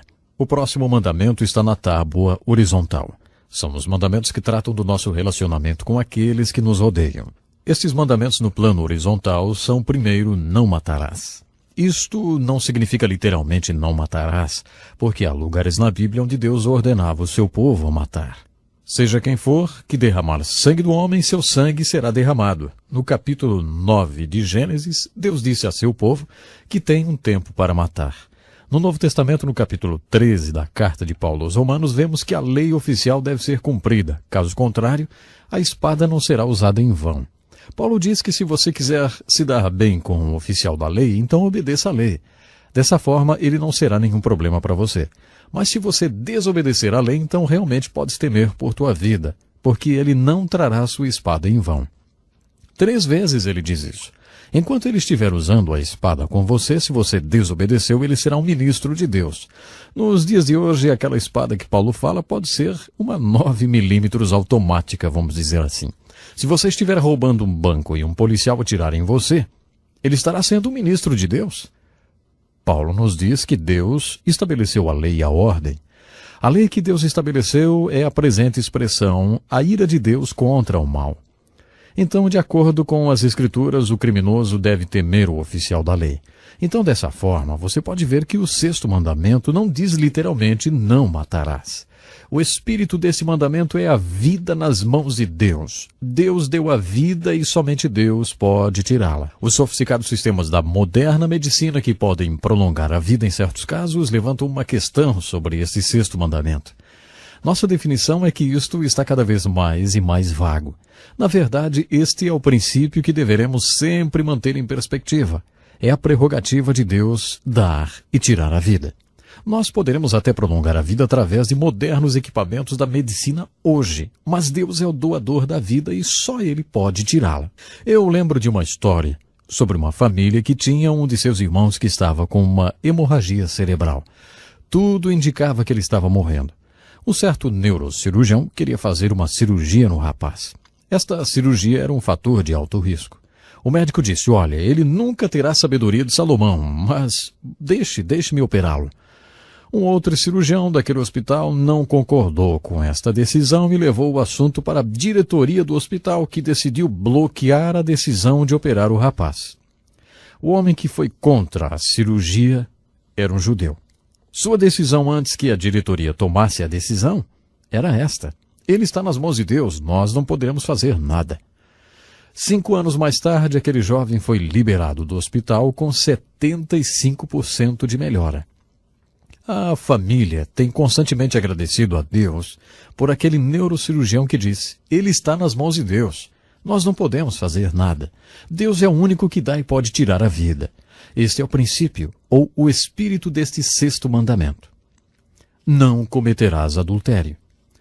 Eu acredito que o espírito desse mandamento é o que poderíamos chamar de o direito dos filhos. Este é o plano de Deus, como declarado lá em Gênesis capítulo 2. Estabelecer parceiros para as pessoas, para que se tornem pais, e eles farão pessoas que se tornarão também parceiros e pais. Casamento, ou lar, é o contexto seguro que Deus quer dar para os filhos, para que eles sejam criados e preparados para a face da vida. A segurança dos filhos, então, depende do compromisso e da fidelidade do casal. Eu acredito que esta verdade é o coração desse mandamento. Isto é o que Deus quer mostrar-nos quando diz: não cometerás adultério. Outra razão desse mandamento no espírito desta lei é que Deus criou um contexto seguro no qual estas duas pessoas podem expressar o maior sentimento de intimidade da qual o ser humano é capaz. Eu lembro de um jovem que eu aconselhei anos atrás. Ele estava vivendo como muitos jovens estão vivendo hoje. Ele estava em um colégio estudando e a garota que ele estava vivendo também estudava lá. No verão eles foram juntos para a cidade para conseguir algum recurso financeiro. Quando as aulas começaram, ele permaneceu trabalhando e ela voltou para o colégio. Por um tempo, nos finais de semana, ela sempre ia visitá-lo, mas uma sexta-feira o telefone tocou e ela disse que não iria mais. Estava tudo acabado. Bem, naquela sessão de aconselhamento, chorando e choramingando para mim, aquele rapaz disse: deveria existir alguma garantia quando estamos nos entregando para um relacionamento ou um sentimento como esse. Deveria haver alguma estrutura, disse ele. Bom, aí eu falei: exatamente isso eu estava querendo dizer a você, rapaz. Veja o que a Bíblia ensina. Deus quis que existisse alguma garantia para você que está se entregando a estas áreas íntimas. Deveria existir algo que fizesse com que esse sentimento fosse comunicado de um lado para o outro, e exatamente essa é a perspectiva. Esse é o espírito do 7º mandamento: não cometerás adultério. O 8º mandamento é: não roubarás. O espírito desse mandamento é Deus, um Deus de ordem. Baseado na graça do Senhor e no nosso semear e colher, acumulamos certos ativos na nossa vida. Lembre de Abraão. Ele disse que não levaria sequer um sapato da cidade que ele conquistou. O que ele queria era resgatar o seu sobrinho Ló. Ló tinha sido feito prisioneiro e Abraão o trouxe de volta. Abraão recusou qualquer espólio de sua conquista para que nenhum homem viesse dizer: Abraão se tornou rico com o que não era dele, hein? Abraão acreditava que Deus tinha provado a ele já há muito tempo que ele é o Deus de todas as riquezas, e na graça de Deus ele semearia e colheria. Quando você rouba, você viola a ordem de Deus. O próximo mandamento é: não dirás falso testemunho. Este é um mandamento que eu acredito não o temos observado como deveríamos. Muitas pessoas têm dito: não é permitido que conte uma grande mentira, mas uma pequena mentira, isso está tudo bem. Dessa forma temos grandes mentiras e pequenas mentiras. Mas este mandamento não está dizendo nada sobre mentiras. Se olharmos com muita atenção, vamos ver que o que ele está se referindo é unicamente sobre falso testemunho. Um dos caminhos para se mentir é dizer a verdade fora do contexto ou dizer somente parte da verdade.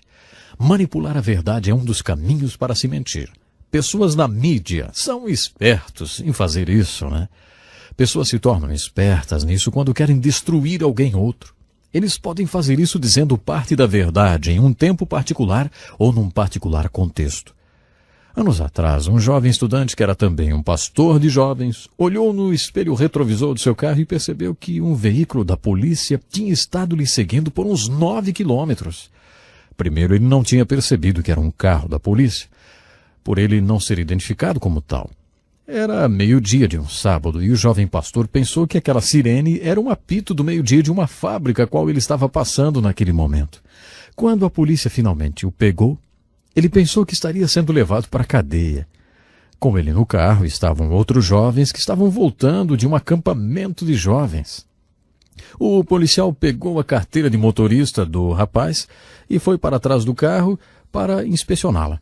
Pelo espelho retrovisor, o jovem pastor pôde ver o policial coçando a cabeça enquanto lia as observações da carteira. Finalmente, o policial veio até ele e disse: Olha, você tem que admitir que estava em alta velocidade, mas eu não vou fazer nada a você porque eu conheço seu pai, hein? Pior de tudo é que o jovem pastor tinha certeza absoluta de que o policial não conhecia o seu pai. O seu pai não era daquela região, era de muito longe e nunca tinha estado naquela área. O policial pensou que conhecia o pai daquele jovem pastor. Agora, aquela era uma situação ética. O que o jovem pastor deveria fazer? Ele não tinha tido o curso de ética ainda. Então o jovem disse: o meu pai realmente é um grande homem. Claro, isto era um testemunho verdadeiro, porque o seu pai realmente era um grande homem. Mas, como pensar sobre isso depois? Onde estava realmente envolvida a ética? Nesse caso, ele percebeu através daquela situação que você pode violar esse mandamento não dizendo nada. Ele pôde violar esse mandamento dizendo um testemunho verdadeiro, mas violou. Eu não sei o que você faria nesta situação. Acredito que isso serviu para aquele jovem pastor aprender alguma coisa e hoje ele faria diferente. Mas observe atentamente o que este mandamento diz. Não dirás falso testemunho. Não importa se você sabe fazer isso de uma forma muito hábil. Se você der uma falsa impressão de algo, você tem violado o 9º mandamento. Este é o espírito do 9º mandamento. E o último mandamento é: não cobiçarás. O espírito desse mandamento é como o espírito do 8º mandamento: não roubarás. Deus tem um testamento do que nós temos. A esposa que temos, a família que temos, a casa que temos, a posição que temos e o nosso lugar na vida. Deus tem um testamento sobre todas estas coisas. De acordo com as Escrituras, nós não devemos comparar nós mesmos com os outros. Somos todos indivíduos únicos. Quando Deus fez você e quando Ele me fez, Ele jogou fora o padrão ou modelo. Ele não quer que sejamos como ninguém outro. Ele não quer que outro seja como nós. Então, se isto é verdade, nós não poderemos comparar nós mesmos com os outros e nem desejar ou invejar o que os outros possuem. Lembre, a alegoria da salvação no livro de Êxodo é algo muito interessante. Este livro nos mostra o caminho para fora dos nossos pecados. Êxodo nos mostra como ser salvos. Este livro nos mostra como Deus quer que vivamos uma vez que fomos salvos. É exatamente por isso que Deus nos deu tantas leis no livro de Êxodo. E então, finalmente, Deus mostra-nos no livro de Êxodo como um santo Deus quer ser adorado por aqueles que Ele tem salvado. Eu oro para que, como temos pesquisado o livro de Êxodo, vocês possam entender, primeiro de tudo, salvação e libertação. E então que você possa experimentar também salvação e libertação da escravidão do pecado. E então eu creio que pela pesquisa no livro de Êxodo você entenderá algo que envolve em ser um libertador, ou um instrumento através do qual alguém outro também poderá ser liberto, ou salvo da escravidão do pecado. Acredito que é exatamente isso que o livro de Êxodo é. É verdade, o nosso tempo é muito precioso e passou rápido. Se você quer saber mais sobre como ser liberto do poder do pecado, nos escreva. Nós temos algumas literaturas que vão lhe ajudar. Bom, eu gostaria muito de ter você no nosso próximo programa. Até lá então.